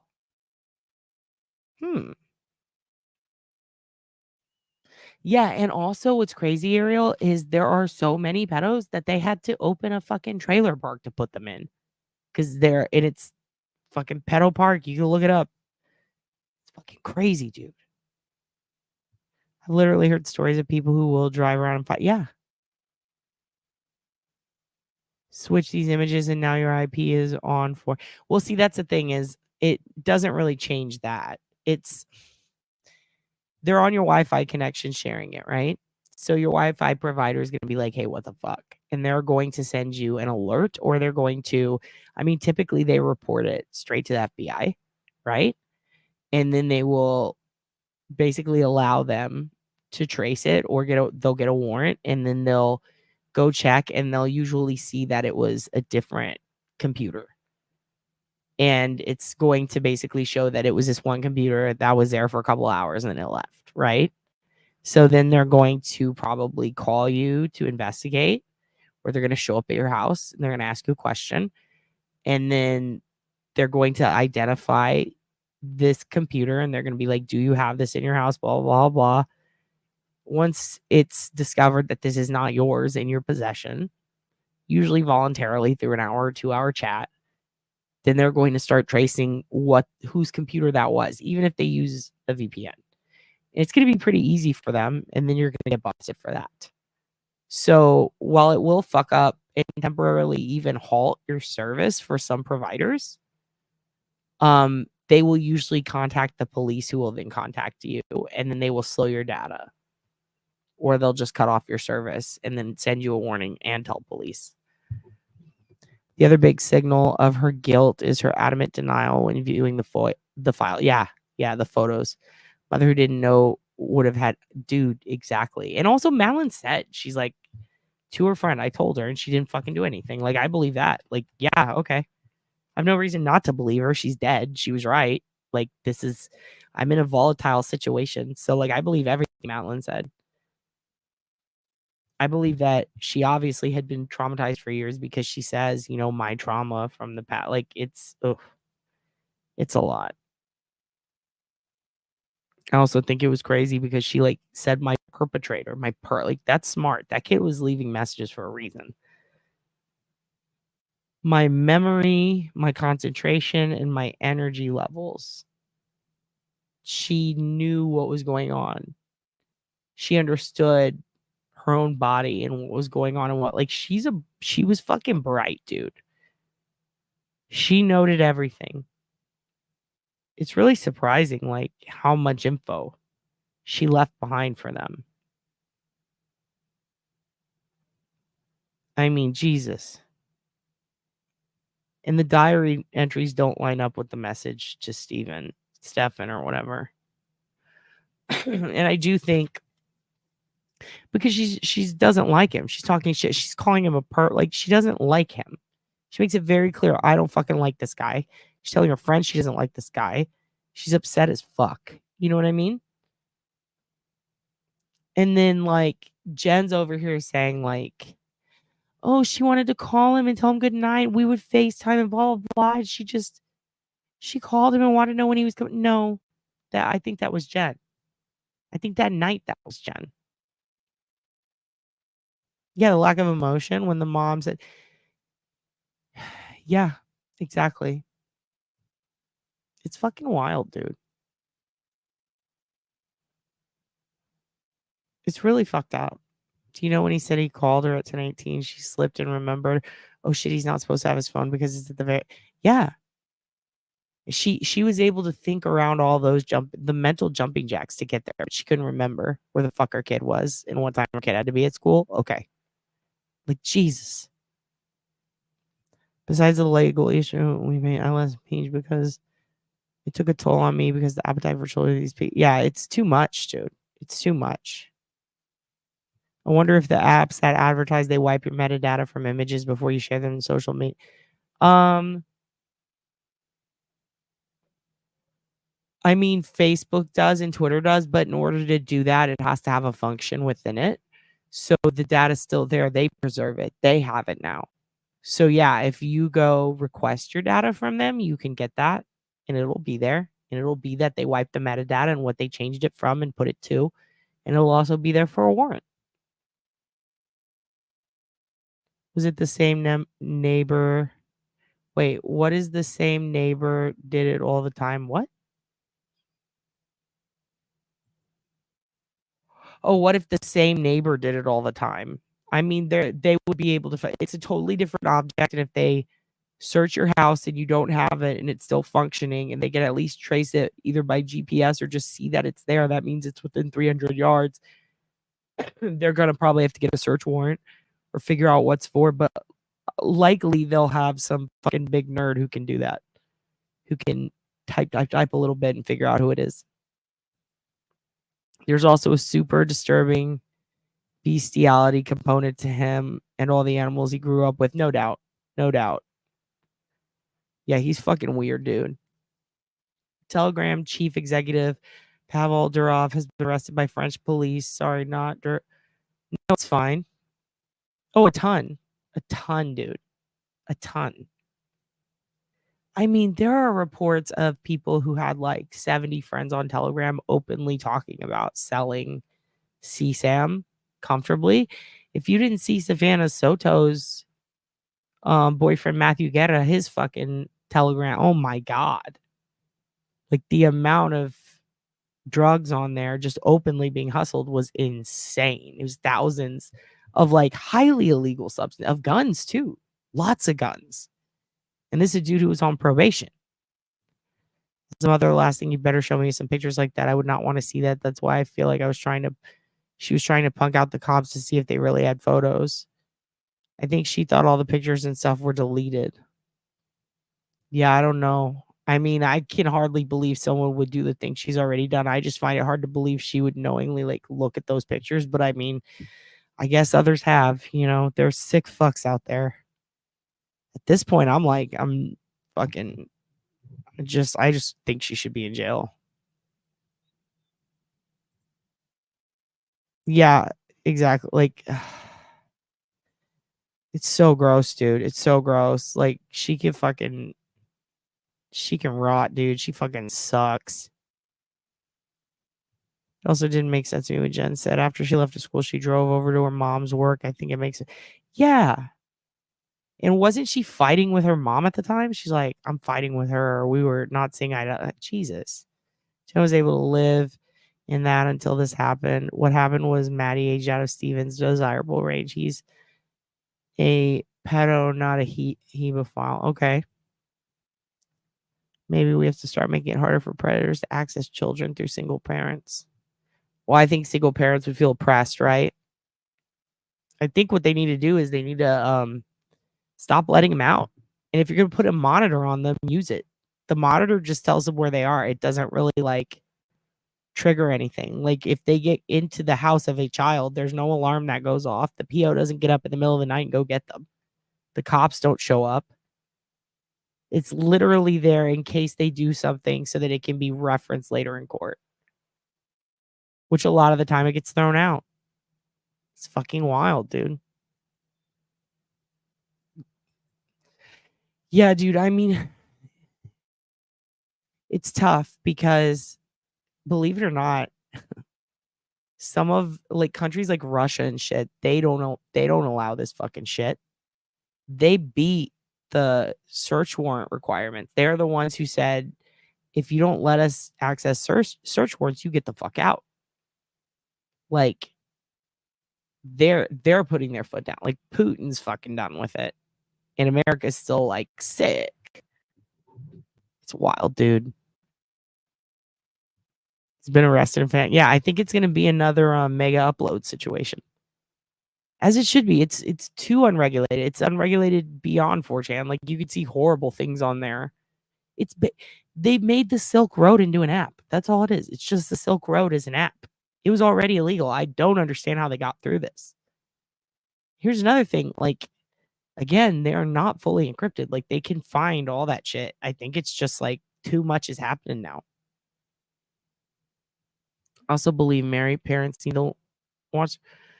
Okay. A predator will prey until that will prey. Okay, I get it. I get it.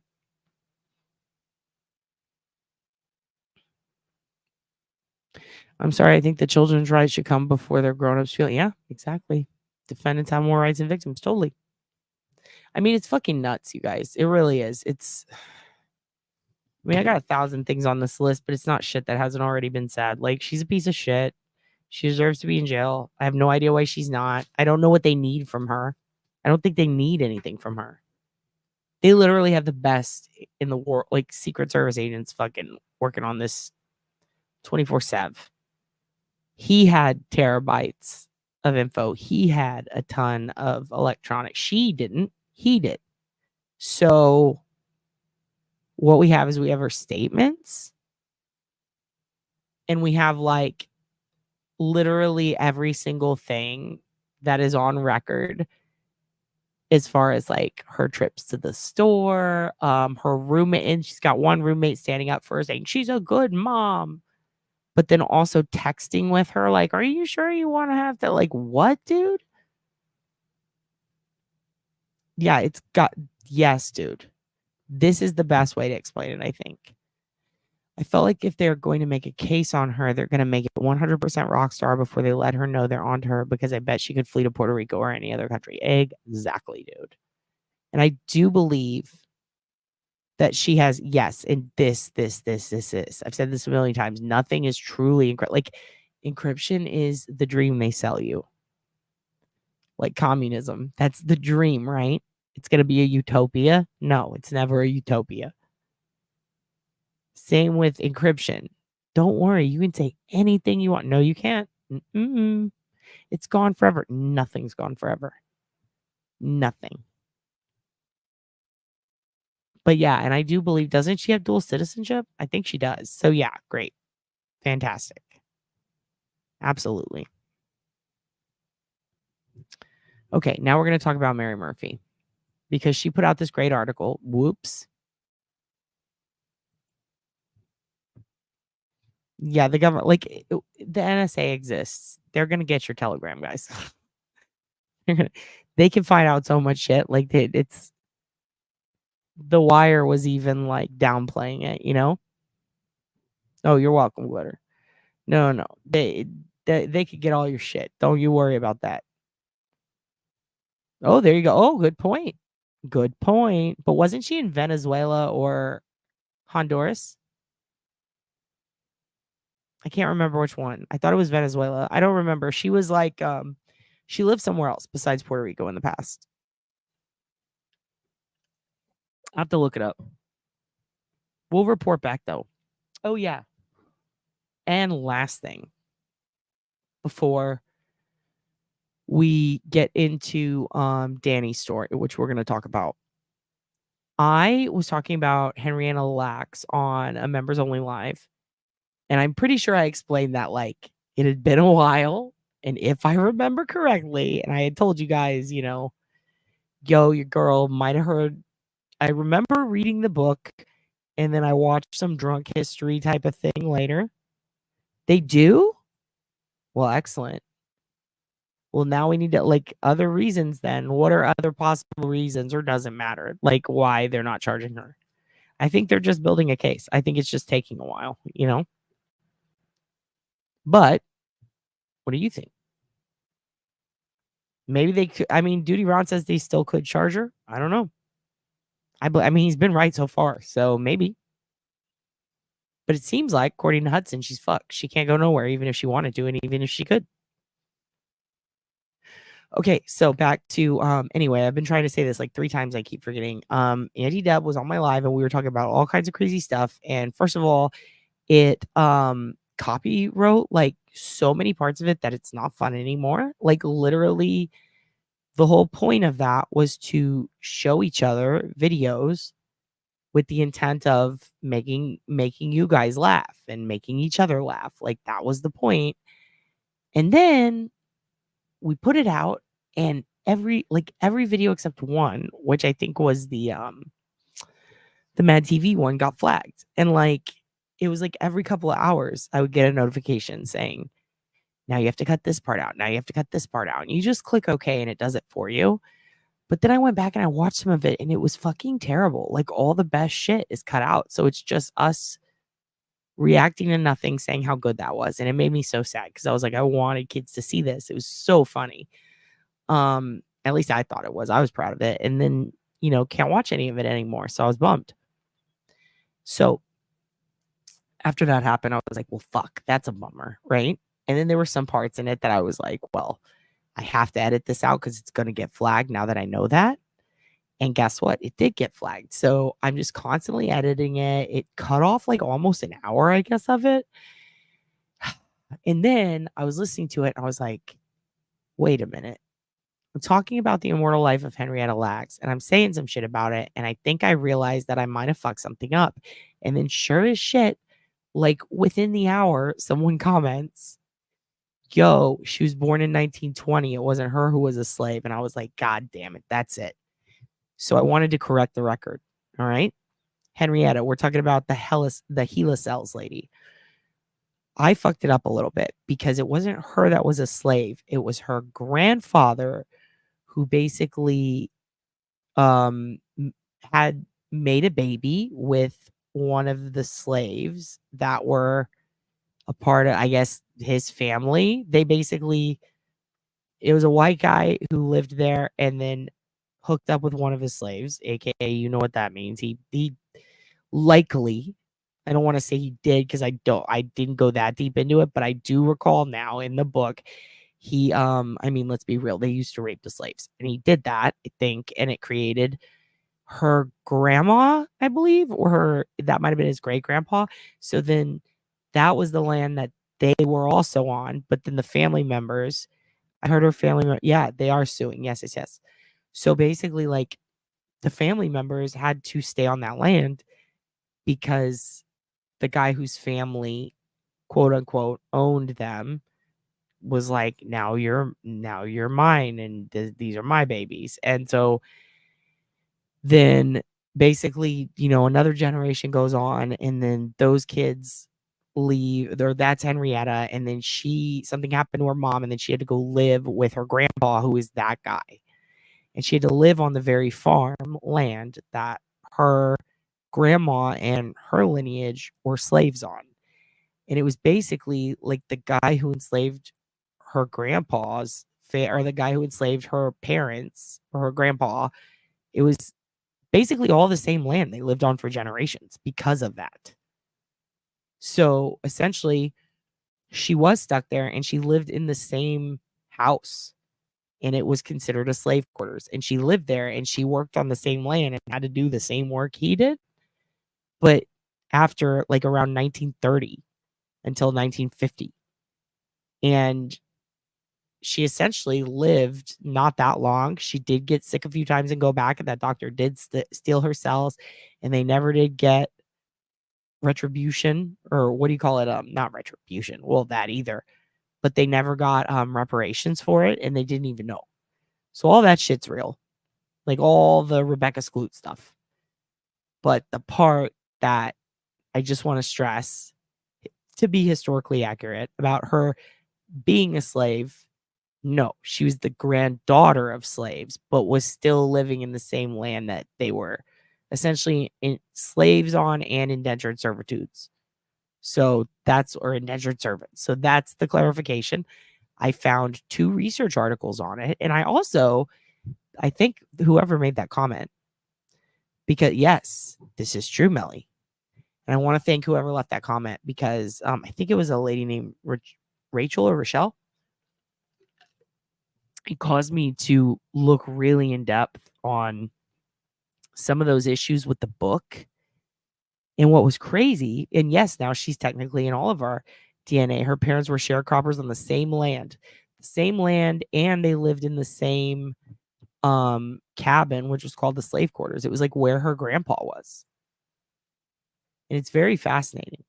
And also like all x-rays are because of that, because of her family line. was really crazy because, like, you know, her cells were able to self-replicate, and that's amazing. That's insane. That's like, holy fuck. But it was not cool that the doctor did that and jacked them. Anyway, I started looking into it and I found some research articles. And I'm going to put them below this video for you guys to check out because it's really fucking wild. Like the amount of research that went in after the fact to all of this, and the family talking about like how Rebecca Skloot approached them and how they were a little like skeptical of her. And then there were half the family or most of the family was like up in the Baltimore area, I believe. And then some of them were down in Katrina, and all of them needed help. You know what I mean? But none of them knew that that was like even a thing. And some of them had worked with those cells. They had no idea that that happened to their great, great, great, great aunt and grandma. But yeah, I'll put those research articles that go more in depth beyond the book. But yeah, it reminded me I need to read that book again because it was so good. But I got her and her grandpa confused. And I'm sorry.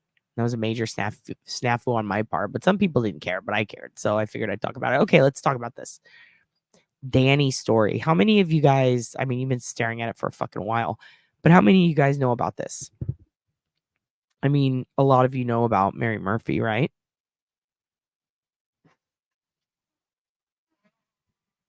So Mary Murphy, the reporter who covers all of the best LISK stuff, in my opinion, she's fantastic. She has, hold on one second. I need to adjust my seat because I'm sinking down here. Give me 1 second.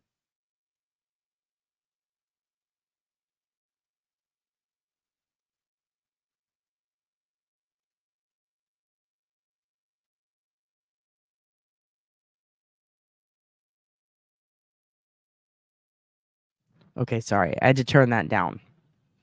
Okay, so you know nothing, Carrie? Okay. Yeah, there's still slave houses, plantation houses, all that shit around there. It's wild. Carrie knows nothing. Okay, Carrie, I'm going to teach you something today. Mary Murphy is a reporter that's been covering LISK even before it was LISK. You know what I mean? She's covered James Burke. You know nothing about Long Island serial killer? Ooh, well, shit. We're going to have to go in depth sometime about this shit. I just found out some cool stuff when my mom had her DNA checked. It's so cool. Oh, and if any of you guys are typo negative. Oh, about Mary. Okay. I need a blow by dose.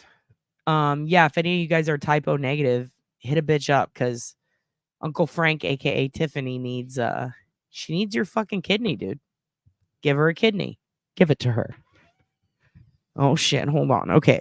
I'm gonna tell you about Danny. Sorry, kids, your dad needs to adjust his chair. This is an integral part. You've followed LISK in depth, but don't know who Mary Murphy is. Okay. We're gonna go into her. Give me 1 second. Let me adjust my shit.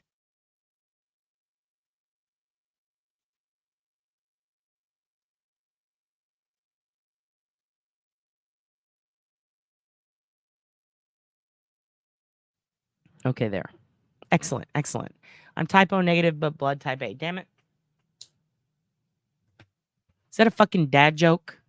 How dare you? Okay.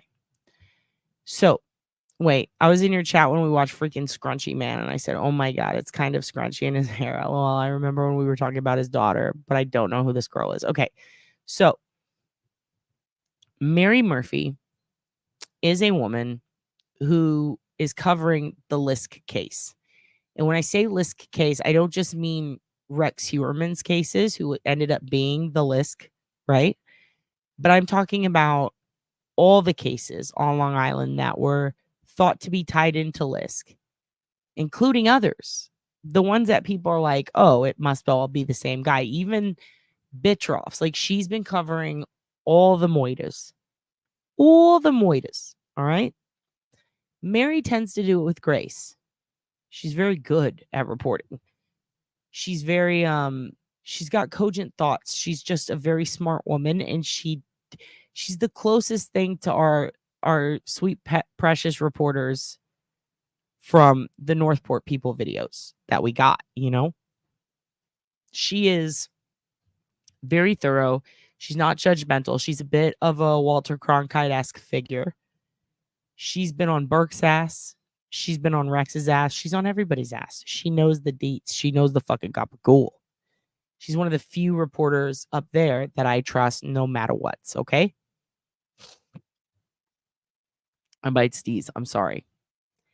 She has been covering LISK since before they caught Rex and since after they caught Rex and every facet of it. Hold on one second. Will you leave that open? Thank you. Thank you. She not only, Burke is a piece of shit. He really is. So she not only covers all facets of it, but she keeps in touch with police who are handling the case, and they fucking like her. Like, they actually all like her. Like, this is a very, again, hate to bring up The Wire, but you know how the reporter gets along really good with Homeboy? That's their, dying to get wine drunk with Mary Murphy to hear all her gossip is a vibe, and it's how I feel inside, and I agree with you, Ariel, and it's glad to see you back. You're fucking hilarious. So glad to have you here. This will, I don't even drink, and I would start drinking if Mary Murphy would just talk to me, okay? She's the best. She keeps it fucking real. You heard Hoogan and you thought it was my Hoogan? Yeah, I always hear a Hoogan. So Mary, sometimes, I think that she's a lot like me, and that I think that she probably has a bit of a these pesky fucking editors vibe about being a journalist. I felt that back in the day when I wrote, but she's in an era where this bitch can fucking blog if she wants. She can fucking blog. So what does Mary Murphy do? She likes to put out little pieces on her thoughts and her feelings, as she should, but somehow without putting her feelings entirely in it. Like, it's really just like, I think it's like shit she wants to report on and maybe doesn't get the clearance to, but she reports it anyway. She does need that Substack, and I feel like she has that Substack. I don't know. I feel like she might have one under a secret name. She's legit. She's lit. She's got a lot of good stuff. So let's talk about this recent article, because your dad can vouch for it. And this is how I know Mary is fucking good shit. So let's just read it. Okay. We're going to read this. Give me 1 second. Let's get settled. So you're looking at a picture of Danielle Goodling. All right. The tip came in. First of all, love articles that start off this way. The tip came in on Tuesday, July 30th, 2024. A Pennsylvania woman wrote to my Facebook page and asked, "Is it possible to speak with you regarding another potential victim of Rex Heuermann? I had just arrived on the west coast of Florida for a short trip. Tropical storm Debbie was several days away from causing flooding and travel chaos. Yet after the Long Island serial killer investigation for more than 13 years, the message certainly caught my attention. I'm not familiar with this case," Stephanie wrote, "but I found my best friend's phone number is listed in the new documents recovered from Heuermann's phone. The cell number in question was 917-294-4402. Stephanie said it was the old number of her friend Danielle Goodling, locked into her contacts as Danny Girl. Hudson, that's whose name I was trying to remember. Get out of my fucking head, son. You're grounded and I love you. Oh my God, yes. She's no Patty Ann Brad. That's who I was trying. I was like, who is she? And by the way, here, I'm going to put a link. Laura, I'm going to put a link for you. I'm going to put it right here if you guys want to peep her articles. And I will also put it below.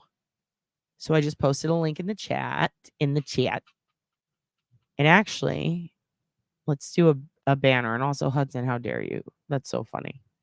She is no Patty Ann Brown. No, we love her. She's her own person. All right. We're going to add that. We're going to add banner.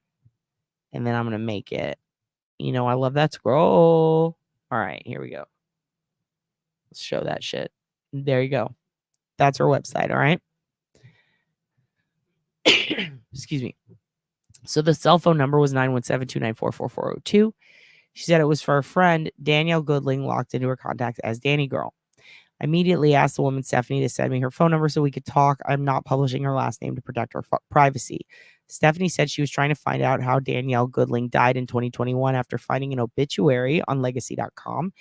She said she was stunned when she saw the kill planning documents from the serial killer case while scrolling through Facebook. The Suffolk County District Attorney Raymond Tierney had released them on June 6th, saying that they evinced Rex Heuermann's, I think she meant evidenced.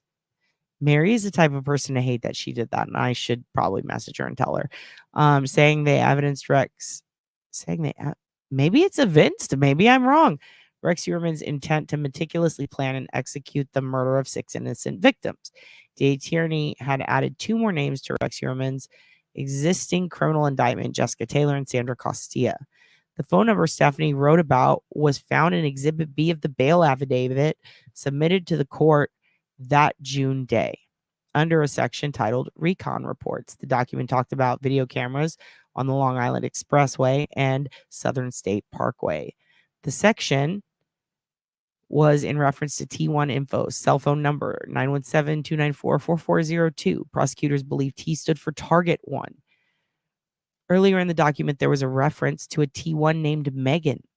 Stephanie said the cell number belonged to Danielle Goodling, who had lived in the Bronx for years. Now, you remember how your dad came on and told you, aka I came on and told you how I think I told you how I had already tried to tip in some stuff on some of these phone numbers, because some of you guys had tagged me and you were like, yo, you're into finding old phone numbers. Help with this, right? So let's go up to here. The tip came in July 30th. You feel me? Here's what's interesting to me. The document itself was released a good amount of time before that, right? Because this is July 30th. That's when the tip came into Mary, all right? So if we scroll down, where is it? June 6th was when they were released, right? So there was like almost 2 months between the girl calling in the tip or hitting up Mary and then this document being dropped with this info. So I even messaged like Duty Ron, I think. Like I did. I'm sure I did. And I was like, hey, I have a list of those phone numbers and where they go to. Let me send it to you. Or do you think that you could get it to people, or could I help you get it to them? And he was like, they already have it. Like they already know. You know what I mean? But if you think they don't, you can just send it in through the tip line, or I can help you get it there. And I was like, okay, I got you. So then I decided, let's just send it in. You know what I mean? And I can tell you, they told me they already had it.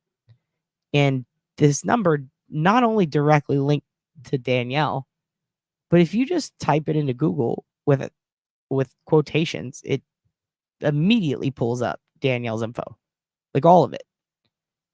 And when I saw that she had passed, which yes, there was a few weeks later, I had looked it up, and yes, there was an obit, because I went back and looked up all the names for the people I'd found. I mean, this information, they knew it. Like, they had it for sure. They had it without a doubt before this tip came in. But I found it super fascinating that Mary was able to talk to this person who confirmed that Danny girl, her friend, was also previously a sex worker. That is fascinating as fuck to me. Also, hello, Mrs. Pox. Hello. Nice to see you. Good morning, kids, she says.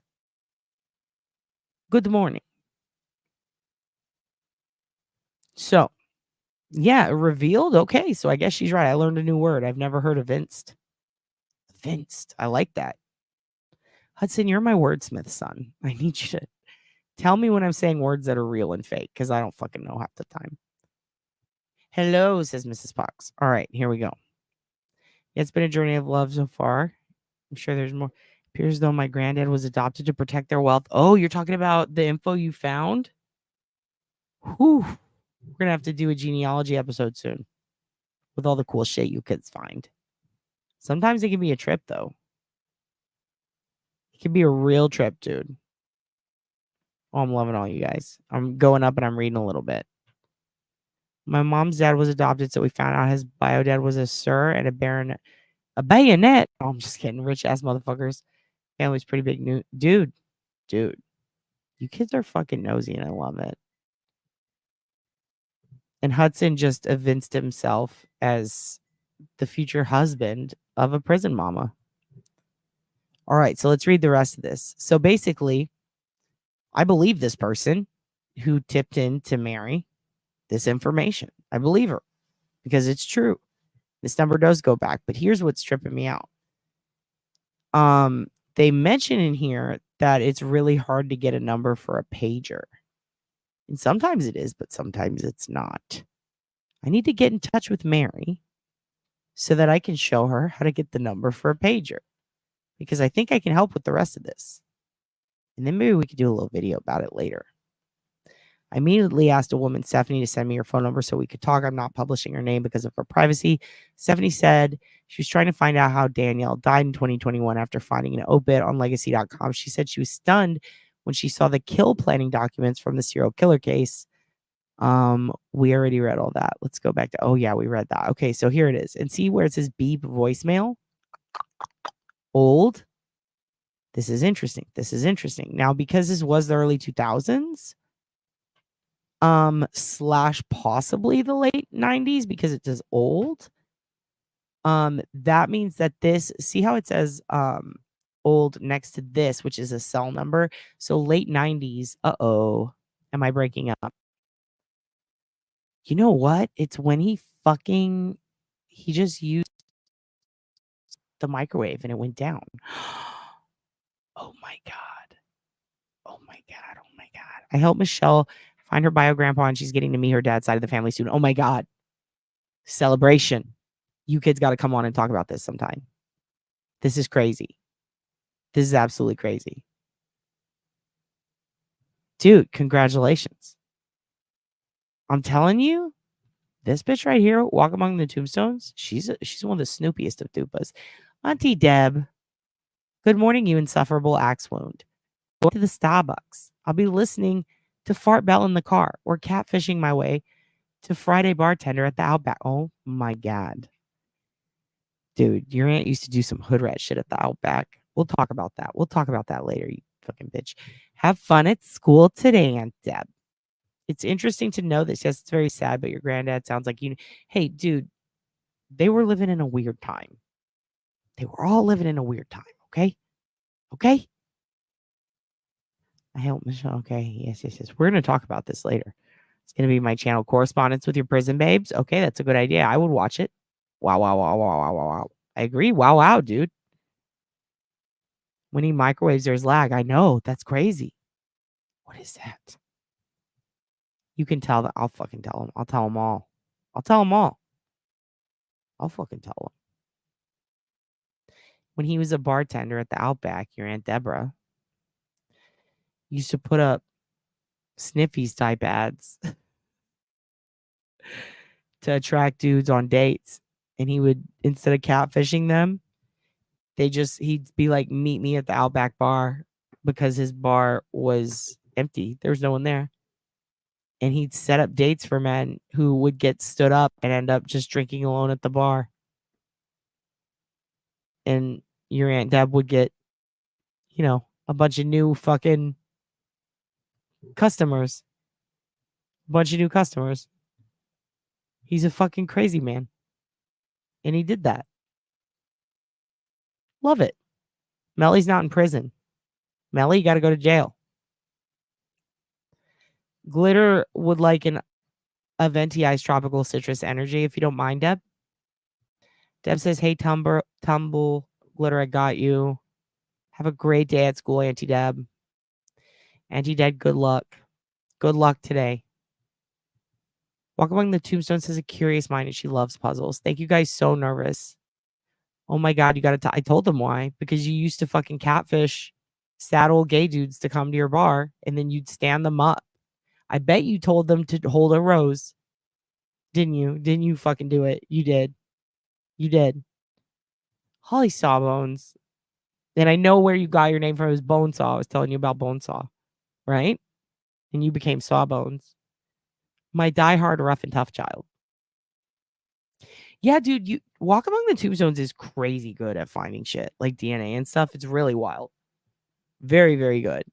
We used to have a fellow in here named Sam who was really good at it, but I think Sam disappeared. I don't know what happened to Sam. I don't. Sam, if you're still in here, you're very good. Very good at finding shit. Deb likes to work in the shadows. Absolutely. Deb is going to be amazing. She's going to catfish all the kids' moms to come up to the school so that she could get them up there so that she could like be like, now you watch them. No, you fucking watch them. Hudson has a flower. Laura says you're a sneaky devil.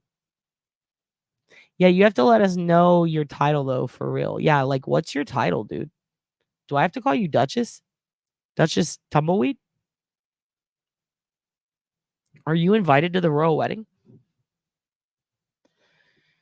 So I need to sit at the bar at Outback. If you want to get that kind of fucking, if you want to get in Aunt Deb's skirt, yeah, you got to go to the Outback. I'll fill you in on the kids after school. I had to get customers somehow. No, this is how you solicit. This is called soliciting. Your aunt was real big on soliciting and loitering back in the day. All right. Soliciting and loitering is his middle name. Her middle name. Did any of them message? God damn it. Message you in your phone. Give an alert. I don't know. No alerts here. No alerts. Dads. Love me some parent teacher night. Yeah, get all the gay dads up there. Listen, I called all you dads together because we need to talk about your kids. They're pieces of shit. Now, you guys want to go to the Outback? Geyer prosciutto egg bites. Get Laura some fucking Greer egg bites. Tumble. I wonder if that's what. Okay. What age does Aunt Deb teach? What age do you teach, Aunt Deborah? What age do you teach? Yeah, it's real. Actually, my mom is the eldest. Dude, you're heir apparent. You're apparently an heir. Apparently, I'm an heir. Math. No, what age, Auntie Deb? Math isn't an age, you dumb bitch. You're gonna get fired day one. I'm just fucking with you. I think everyone who hangs out at Outback is solicited. How dare you, Hudson? That's rich people shit. Respect your aunt. I get bored at our Outback. You know what? Then you don't get to go to Outback, Glitter. You can stay home and complain. Yes, I did get emails. Okay, good. You got emails? Great. Whoever's on Discord, go look at Michelle's side-by-side comparison of her dad and his bio dad is mind blowing. Okay. We'll do that. Go to the Discord, everyone.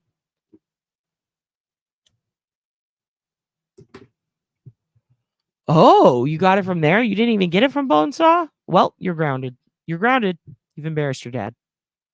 Comes from the Zulu word sawabona. It's a greeting. The Zulu word sawabona? That's awesome. Sounds like sour boner. I love it. Well, hot damn. Me too. Middle school. That's how old they are. Middle school. So 20? When are we heading to your castle? I don't know. Freudian slip, dad, massage, mess up. Yeah, I always fuck it up. In dessert and desert. I fuck it up all. Don't fucking laugh at me. You're all fucking grounded. Every single one of you. As far as I'm aware, the other family do not know about us. You're the secret family.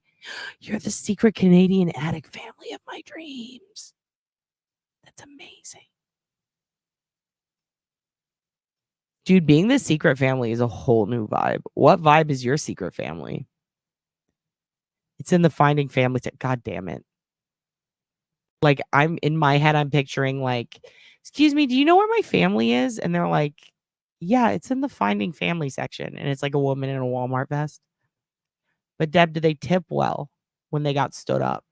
Of course they do. They got to impress the hot gay bartender. What age do you teach? Math. Exactly, Hudson. Your aunt's drunk. I'm taking my kids out of Deb's class. You kids want to go to the Outback? You kids want to go to I know, I love it too, Martian Planet. And it was crazy because I was telling your Aunt Deb how, like, when I was a kid, it was like, one day I'm going to go to the Outback.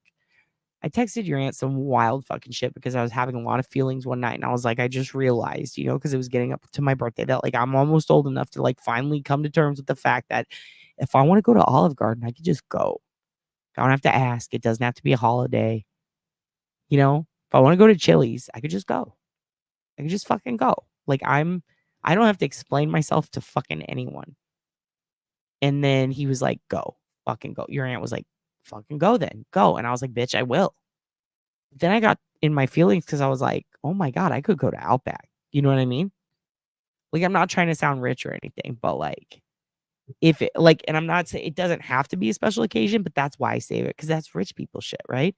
But also, I don't even go, I've never even been there. It's too rich to me. Like, it's like, what am I, the president? Why would I go to fucking Outback? I don't have Outback money. I slipped in for the remnants of an Awesome Blossom as a kid when my aunt was finishing up a meal. Like, popped in because I was going to the Old Navy nearby to look in the clearance section. But you don't just go to Outback willy nilly. That's like planned shit. That's like, am I being proposed to? Like, why are we going here? Turns out it occurred to me the other day, like I could just go. It might not be the level I thought it was, but I could go. It's at the level where I could go and not feel a lot of guilt for it. You know, maybe I'll eat a kangaroo. I don't know what they even have there. I've never dreamt that big. I just haven't. So I was telling your aunt that, and then she drops this fucking. I used to bartend at the Outback, which is like, I mean, in my culture and white trash culture, that's like, fuck, dude. Bartending at the Outback is like, babe, in like our culture and white trash culture, like, how high up is bartending at the Outback? Like, is that like a senator? Yeah, it's like senator level. Like, that's like, can I get your autograph? You're the Outback bartender. Are you kidding me? Like, you must be drowning in pussy is what we would normally say, but it's your aunt. So we say, you must have dicks in your fucking wallet. No, I hate massages. I don't like being touched at all. If I go in for the hug, yes. But if somebody comes in on me, I clam up. Like, what are you doing? I like touching. I don't like being touched. Clip it, clip it, clip it. Lots of emotions. The kids or me. Oh, yeah. No, no, no. Yeah, yeah, yeah. You talk about the guys at the fucking Outback, I bet, because they're meeting an Outback bartender. They're fucking excited. Dude, you can listen. I actually just want family, like extended family. Dude, that's why I said go to Olive Garden, dude. When you're there, you're family. I'm not even fucking kidding. Yeah, those are rough. Are you kidding me? Are you kidding me, Melly? Yes, dude. Melly, I'm not fucking kidding when I tell you, like, that you can get an Outback, dude. You can get an Outback, dude. All you kids are beautiful. You can get an Outback guy. I mean, yeah, you might have to you're gonna have to push your tits up, but yeah, you're gonna get an Outback guy. You gotta kind of work it. They make you work hard for it because they're a fucking Outback bartender. That's basically like being a prince. They could get a Meghan Markle, So you got to be their Meghan. You got to walk in and you got to sit at that bar and you got to be like, I'll take a dingo or something sexy. I don't know. You find my husband at a rodeo or shoe range or monster trucks. Dude, go to wrestling, dude. Get you a fat autistic husband at wrestling. That's where they are, and that's where you'll find one. You will find one. He's gonna be really good at something like coding. You're a Roadhouse gal? Oh shit, dude. So Walk Among the Tombstones can fight. Guess what? Special day when I can have a Victoria fillet. What is that? Is that at Outback? I want to go so bad. I should have gone. I should have gone when I had the chance. But that's my point. Is like I can go. That's fucking crazy. Your cat's acting really weird. She's been sleeping with the dogs, like fucking them. Oh no. Oh no. Awesome Blossom with 5 people? Yes, dude. You don't even have to split it. I could just get one. Like, I'm a fucking adult, dude. The Sizzler? Quit fucking around, Hudson. You find me a Sizzler, I'm already at it. Like, what are you talking about? Where? If you guys want to really if you want to go hard, if you want to get hard, post 9/11 hard, holy shit, ponchos, dude. There's only one left in Texas. It's the Mexican buffet of your dreams, dude. Up to your ears in suburban dad dick. As you should. As you should. Dude, the Outback is where dreams happen, dude. You bartended and managed Cheers in Austin, dude? In Austin? Holy shit. So you've been around a lot of meth heads. Fuck, dude. I'm not knocking Sizzler. I fucking love Sizzler, but where? Like, where is it? Yeah, aim high for an Outback, man, Melly. Get an Outback, man. I don't think there's hot man. Glitter. Glitter. Shh. I'll tell you about Outback, man. You don't need to fucking say things like that. It's not true. It's not true. It's not true. I'm too old to work hard for it. Listen. You don't gotta work hard. You just gotta go to an Outback. Okay? What, Miss Parks? They closed all of them? Where you are, Miss Parks? Miss Parks, what? Oh my gosh. Like, I kind of want to pull out of this article just to find. Okay, I'm starring this. We need to get to the bottom of that. They do have awesome green beans. Yeah, the studs are. They are. If you want to find, if you're a lesbian who wants to find a good wife, go to Lowe's. Go to Lowe's. Go. If you're a gay man, you need a really good twink and you need a vegan one, you go to fucking Whole Foods, dude. Texas Roadhouse is where you get a man who's going to actually physically fight you, but you're going to work it out. You're going to work it out before it gets too violent. I'm live streaming from the Sizzler right fucking now. I'm at Old Cunty Buffet. That's where I am. Welcome to Old Cunty Buffet. I'm your buffet hag. My name's Dad. Outback is like a New York strip. Yeah, it is. It's basically a New York strip club. Absolutely. There are Sizzlers out there, I bet. Did Ponchos have those little flags? Yes, they did. Yes, Laura. Yes, yes, yes, yes, yes. Yes, yes, yes, yes. Fuck yes. Fuck yes. And they were supposed to be Mexican flags, but they were like upside down Italian flags or something. I don't remember. Dude, I'm telling you, dude. Come to Old Cunty Buffet. We have old potatoes. We have a new meat cutter named Jerome, and he's fucking incredible. All right, he'll cut that meat. He'll cut that meat for you, and he'll give you an extra slice if you're old.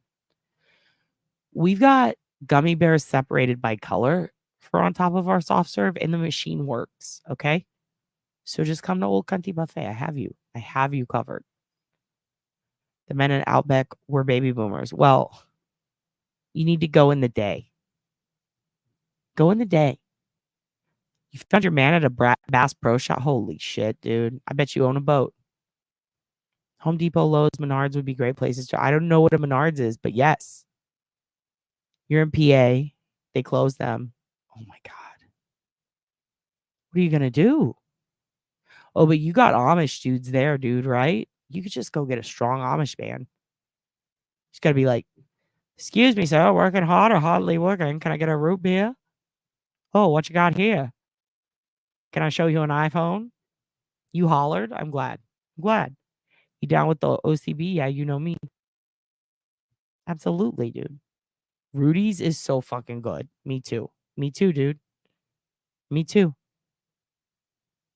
Actually, we still have Rudy's. What are you talking? Oh, you're talking about the buffet Rudy's? Fuck. I miss Shoney's, dude. Remember Shoney's? Dude, so jealous. I miss when Wendy's had a buffet. Remember a salad bar? Yeah, you need a handyman? Yeah, I know you. I'm down with OCB. Yeah, you know me. How come none of us said we'll just go sit in the emergency room at a hospital for hours and find a husband? Because real men don't go to the hospital. They put glue on it and then they let it get infected. And they have to be treated in home by EMTs where they're taken through the back door. Eventually in the hospital. You're never going to find them in the waiting room. They have to be literally on death's door. We don't have a Piccadilly. What is that? I like the name. Shoney's is the shit, dude. Shoney's is the shit. I don't know what Forelli's is. Pizza Hut did have a buffet, yes. We're all the men. OGC in the booth. Oh my God. You talking about the doctors? Oh yeah, and the nurses, the male nurses, dude. The male nurses. Piccadilly's was the tits. Sounds like it. You remember that? Oh my God, we didn't have that. I'm going to yell at my mom. Why didn't we go to fucking Piccadilly? All right, let's read the rest of this. Stephanie said she had met Danielle at Eastern School and State Hospital in Pennsylvania in the early 90s when they were adolescents. Both of them were getting treatment in the mental health unit. Stephanie said Danielle ran away from Pennsylvania when she was 16 and ended up in New York City. She said Danielle had been traumatized by the sexual abuse, turned to drugs, and was then vulnerable to the grip of sex traffickers. She was blonde and small built, Stephanie observed. She was tiny. Stephanie said Danielle Goodling told her at one point that she made a ton of Stephanie said Danielle Goodling told her at one point that she made a ton of money working as a dominatrix. This is where it's interesting because Rex was into that. Remember? Stephanie believed Goodling once used her middle name, Faith, in her work, which actually adds up too, because when I was looking up Danielle Goodling when the number first came out in June, first of all, they knew about it literally within hours. Like they knew all this, the cops did. But what they didn't know, I think, was that she was a sex worker. Because Rex, obviously, even though he focused on them, they could have been, he could have been stalking someone else who wasn't. We didn't know yet. When I looked her up, Faith was in all of her email addresses, but she wasn't aware of Goodling using Megan, which is interesting because that's what's in the doc, right? Stephanie also noted that Danielle Goodling suffered tragedy in her life. She'd given birth to 5 children. Her 2 oldest were boys. Her 3rd childhood daughter died when she was about 6 months old. The cause was attributed to sudden infant death syndrome. Goodling later gave birth to another daughter and a son. When Stephanie saw one particular phrase in the planning document, small is better, she became alarmed. She noticed that Danielle looked like the other woman associated with the case, Melissa and Shannon. Shannon is not listed as an official victim of LISK, but her disappearance spawned the search that led to the discovery of remains. And then it goes on and on. She says, I'm hoping you can point me to someone that I can trust with the information. Of course, Mary sent her to the DA's office. She spoke to him. He recently said he didn't redact the phone number from the bail affidavit because his team was hopeful that a member of the public would come forward. And look what happened. So I think that they did know who the number was actually for, but they didn't know why it was in there. And now they know it's because she had done, or Danielle had done sex work and a friend of hers knew about it. Stephanie's information could provide links between Rex's alleged planning document and his reported contact with sex workers. When Danielle died in April 2021, which was very recently, reportedly from a suspected drug overdose and liver trouble, her obit was featured in legacy.com and distributed online by the Staten Island funeral home that handled her burial arrangements. Now we go on and on, because that's really all that they talk about that's pertinent to this. Yeah, she's not listed as a victim of LISK because there's no reason to believe that yet. I mean, I get why some people want her to be, but there's just not evidence of that, especially like if you actually put up the people who are, according to DNA results attributed to LISK, if you put up what we know of her crime scene versus theirs, there's actually almost nothing in common other than location. So it's kind of it's hard to attribute her to that. There's also like no proof that it was him, and part of me wonders if they actually have digital evidence, especially since they did run all of that. Makes me wonder if they have digital evidence that maybe he was not in the area at the time. Or maybe they're trying to get that evidence. Now, in regards to this case right here, I just want to say that this woman, Danielle, just to be clear, she died in 2021. That planning document, if you remember, was from a long fucking time ago. Like they were able to go as far back as 2001. So that means this is, or what, 2002. So that means this is 22 years later. We get the info. But what is it? 19 years later, she passes. So it seems like she might have gotten away from Rex, or he didn't follow through. Or maybe he could have done something to her and she survived. The problem is we'll never know because she passed away in 2021. So, that is essentially what they're saying. And Mary put that out there. And I thought it was pretty brilliant to tell her story because we never got to see that in anything. We just saw the phone number, and they obviously wanted to know more about this woman and what she went through. I thought it was interesting, and I will put a link below. And I would highly recommend check out the legacy.com site, learn about her, you know. But I do think it's fascinating that this is someone who lived so long after he had her in a document with the intentions to likely kill her. Yeah, it does sound ominous. And the thing is, if she would have passed away back then, I think it would have been more likely that she was a victim of Rex as far as her death goes. But since we already know what her death was attributed to, it was so long ago, it does make me wonder if she could have potentially been a victim in another way, if you catch my drift. She was very pretty. She was very pretty.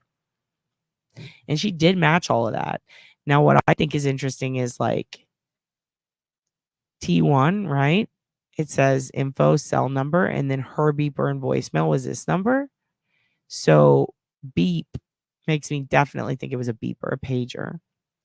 For a lot of older phone numbers, if you know it's pre 2004 or 2010, you can go to oldphonebooks.com and you can run a lot of these there, especially if it was in the 90s. You're going to get a lot back. Can help a lot with cold cases. All right. No, she was talking to the house owner who confirmed it was him. He's like, yes, that's me. I was talking to her. And I've definitely cleaned up some of that audio and listened to it. It was just him. It was him. It was Michael Pack, and it was Rex. I mean, not Rex. Sorry. But big fucking snap. No, it was not Rex. It was her driver. It was Michael Pack, and it was the homeowner who was saying you need to leave. What do you mean, no, her driver? No, it was not just her driver. It was her driver, and it was the guy saying you need to get out of here. You need to leave my home. The guy, the John, who lived at the house. Can you imagine? And she was on the phone with 911 for, what was it, like 22 minutes? And then she ran by the neighbor's house. His wife was there. People still tried to bug that old man. Yes, some of them did. Some of them did. Peter Hackett knows what happened to Shannon. I think he possibly does. I mean, there's some things about it. Here's the thing.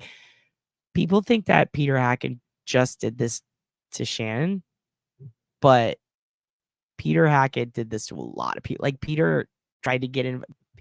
Look up Peter's fucking. He's basically JLR, dude. Homie tries to get involved in everything. And I never understood why he faked that heart attack until I saw his court history. And then I went, oh, Buddy Boy wants to be the center of attention. Yes, I do. And Michael Pack's fucking weird. I think Michael Pack just wanted to get paid, though. I think he just wanted to get paid. I think he was just pissed off. He used her real name, which is crazy. But also, he used it in response to her using his, and he was trying to play cool. That was very, I mean, I'm still trying. I have some sex workers that might come on and talk about this. The call. I wanted to do that a long time ago. But then, like, with everything going on with it since, especially after that John Ray bullshit, like, I'm going to wait on that. But they have, if you talk to a sex worker about that call, there's like a whole different angle that I think makes a lot of sense. It makes sense because I think when I had my Palm Pilot, I don't think Wi-Fi was a thing yet. Okay. Yeah, he does. Hackett, who I think is responsible for Shannon. Okay.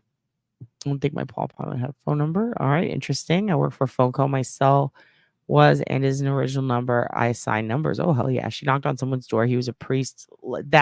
I'm sorry. No. Nope. That whole thing, the whole priest thing, that's a big reach. That's a big reach. The Gus, is that his name? The old guy, his wife was there with him. And he stayed on the line with 911 as she was running away. And like, he was a really good dude. And he was crying on the news over her. Like, that dude, yeah, he was a really good dude. He didn't have nothing to do with it. All the doors she knocked on were accounted for.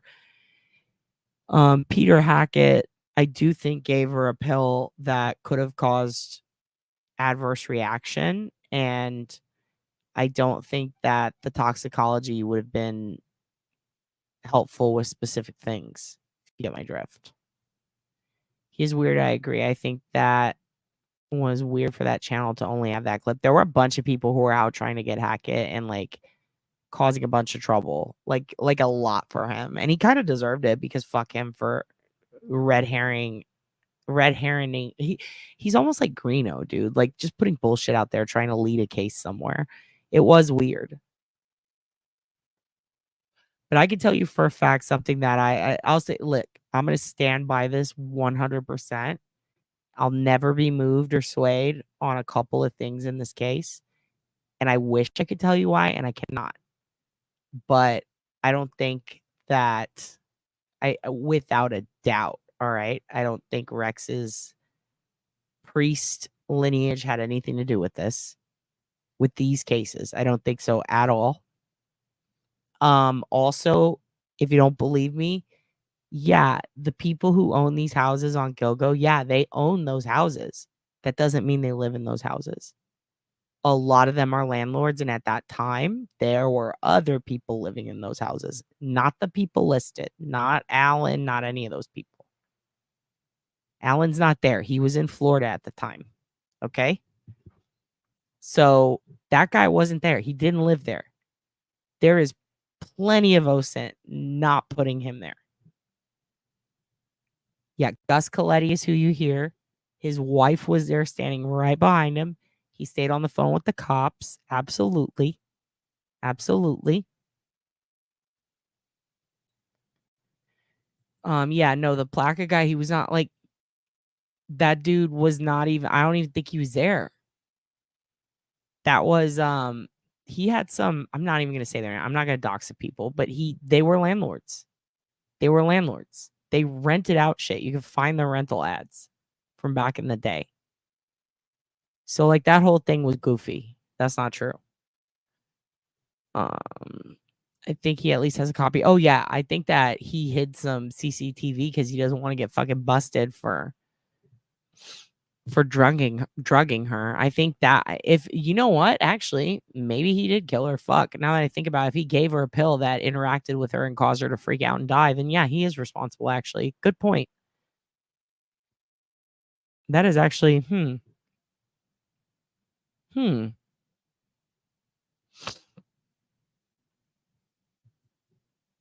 It's a YouTube channel with Eagle in the username.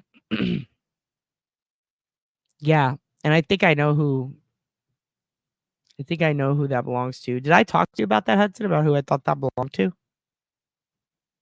I'm pretty sure, but yeah. I do think yeah, that's a when you were saying it, I was thinking you were saying it in a LISK way, but then it occurred to me like, holy fuck, dude. Like, no, wait, he means yeah, and her clothes were behind Hackett's house, and her mom was standing up there. That if you mean like he killed her, I'm not gonna say accidentally, because you give someone a drug when you're a doctor and they're not your patient, you're a fucking asshole, I think that he could have killed her, yeah, that way. I don't think it was because he was hiding anything, really. I think he just fucking fucked up.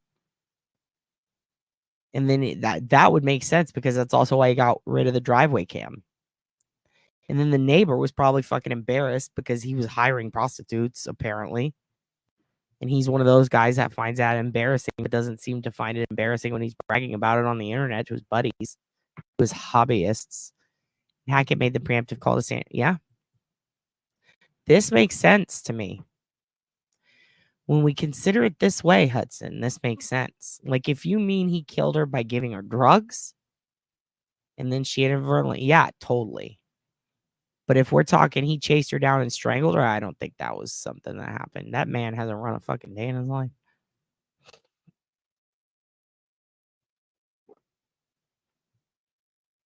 Ooh, Holly, I might have some questions for you. That's him trying to establish a motive to ease her anxiety, and he was trying to help her. No, he didn't chase her down. Yeah, exactly. And you know what's weird is when you see people talk about him, they talk about him like he's LISK or he's in on it or he ran a sex ring. And it's like, no, I think he just gave her a pill trying to help her, and she fucking died.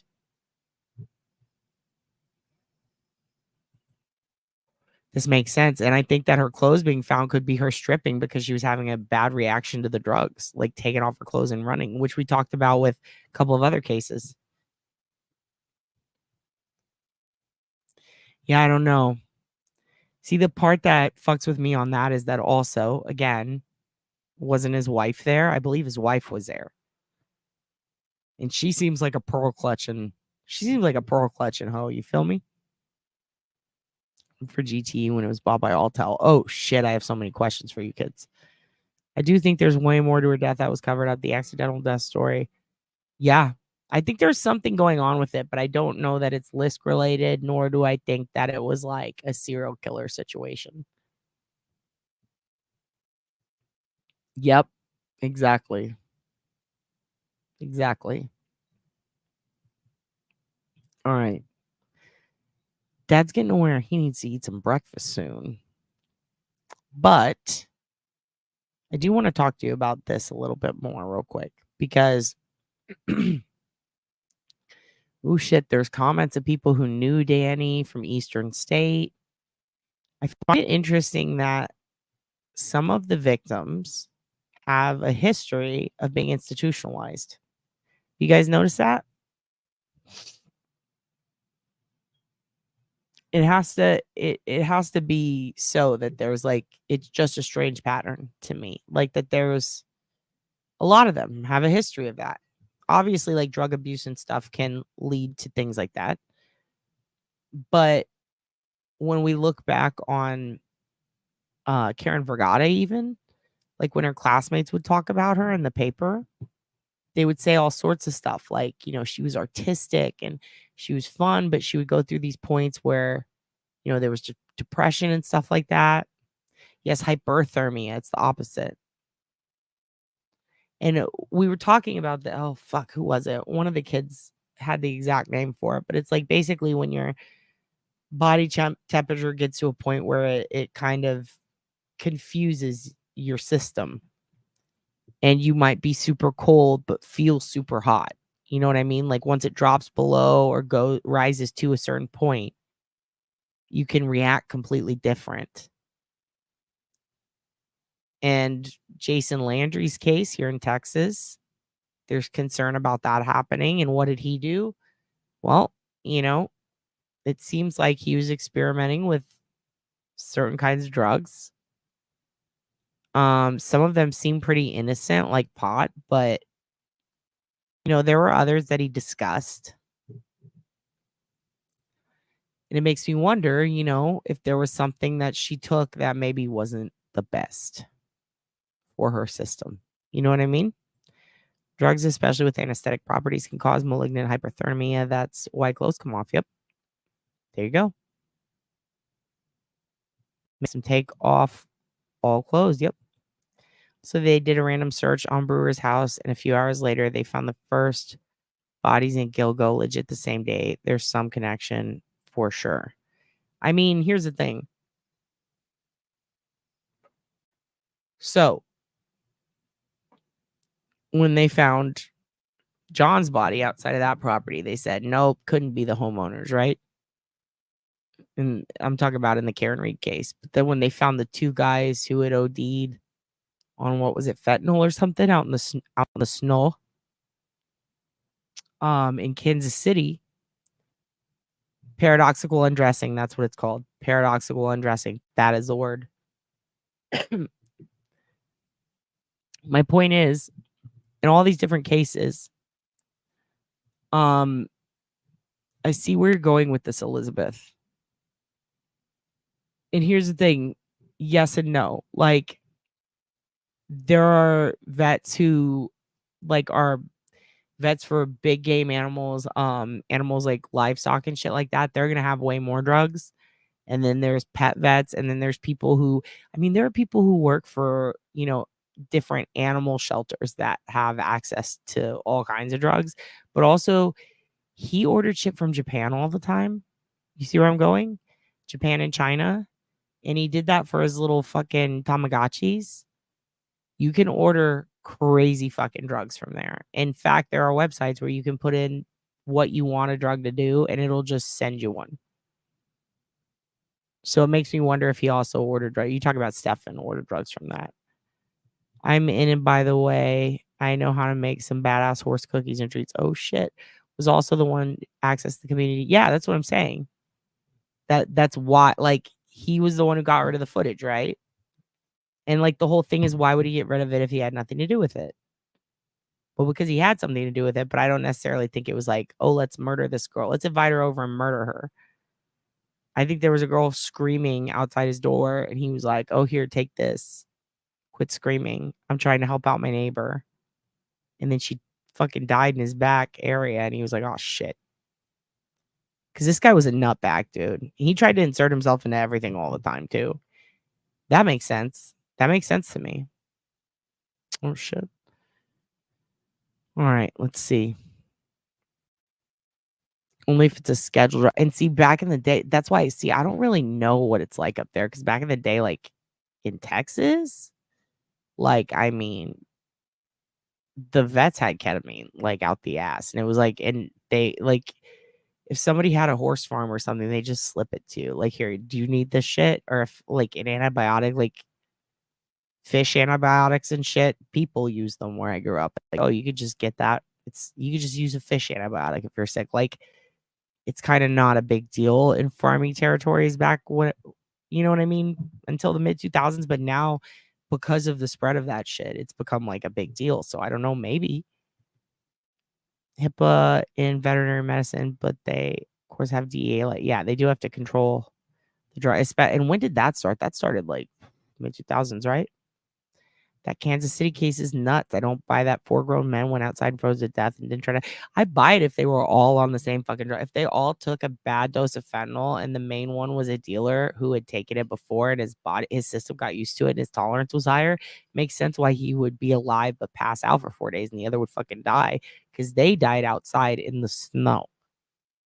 You know what I mean? And he was inside and had likely taken it before.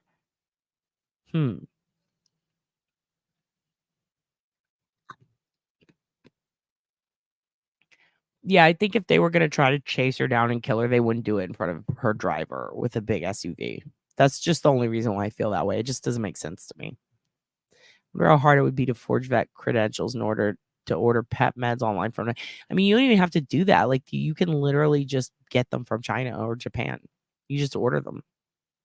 You can order crazy drugs from both of those places, but you can't get pot in that country. And if you do, you're gonna go to fucking prison. It's wild. She's a large animal vet. Yeah. See, I don't know how they do it now. I know how they used to do it, which was they didn't really give a fuck. But that was like 20 years ago. I don't know what it's like now. We got antibiotics for ourselves when I was yeah, like we could just go to a feed supply place. And I wonder if at that time you could go, yep, see? Yeah, you totally could where I grew up. I don't know about now though. It'd be hard. I manage a veterinary practices, both private and corporate owned. Were you in Georgia?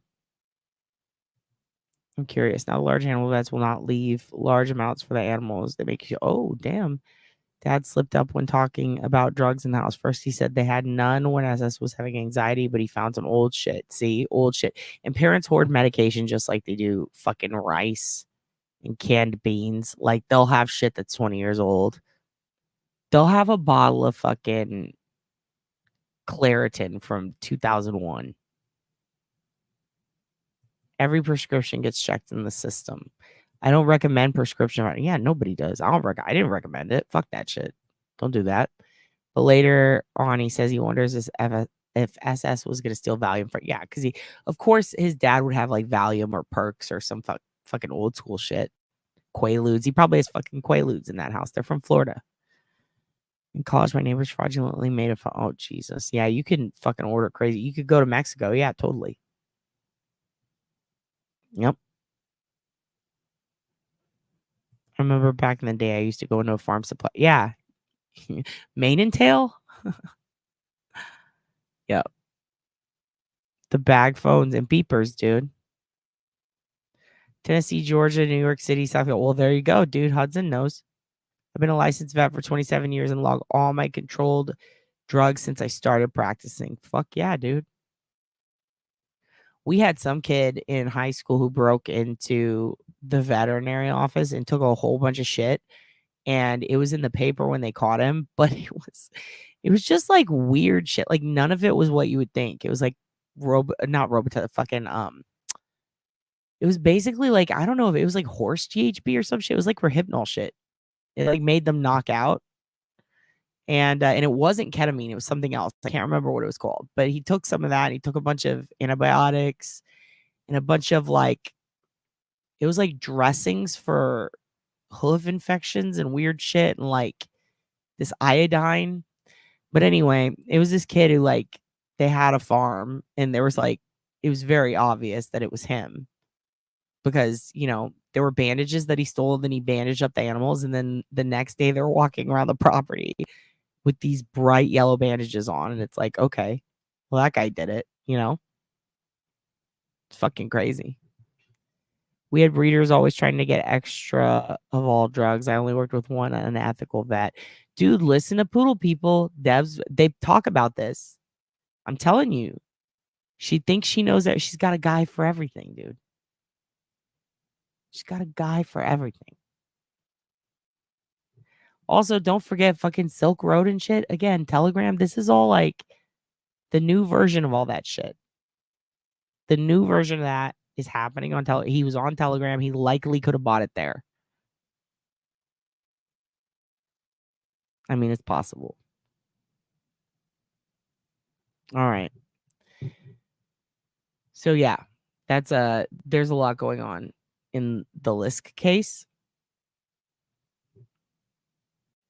I think that with the Stefan shit, Jen's a piece of shit, fucker. You know? I think that these phone numbers and beeper numbers and all of this information that came out can still be studied and looked at. And I think that it's very interesting how people are doing exactly what the police thought they do. They were like, yo, we need people to hit us up and say, hey, I know this person and this is how, and that's what's happening. And it's correlating with information that can be found online in OSINT, and it's helping line it all up. I just think it's really fascinating that Rex thought he could get away with all this shit. Because you can't, bitch. We got you. I wanted to talk about wrestling, but I'm not going to. I don't have time. I'm very hungry. Hudson, none of these women are in prison. We need to get you a prison wife. We got to. We got to do it. How do we do it? Has anybody been looking for a prison wife for Hudson? Anybody? For jumping on. Yes, Martian. Of course. Of course. Hudson knows all the drugs. I don't know how you don't have a prison wife yet. You know all the drugs. Why a prison wife? Because why the fuck not, Laura? Look at him. Look at this man. He needs a woman who's behind bars. I doctored a big cut on my arm with stuff from the feed store. No ins and outs, was cheaper than me. Yeah, that wrap is great. I love you, Jamie's Cowboys. Are you Cowboys? Are you? Now he's speaking your language because he's talking about Valium. You're grounded. You're fucking grounded. Yes, for jumping on.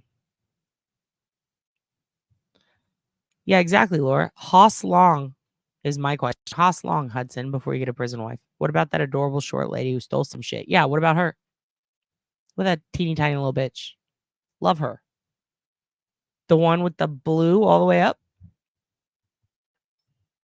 We fucking love her, dude.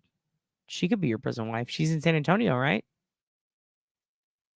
Weird flex, but it'll work. Okay. All right. Well, that's the homework, kids. That's the homework. Get Hudson a prison wife. Pick her out. Tell him who. We'll get a relationship going. I gotta go though. I'm so hungry. She's diabolical. You saw that picture. You saw that fucking picture. You saw that picture. I'm gonna order you a locket and put her face in it for you, Hudson. All right, I love you, kids. You're the best. You're the best. You're the absolute fucking best. The cute little troll lady, yes, we love her. She's our god now. Poor Hugin. He thought he was. Nope, it's her. It's her. Don't laugh your ass off.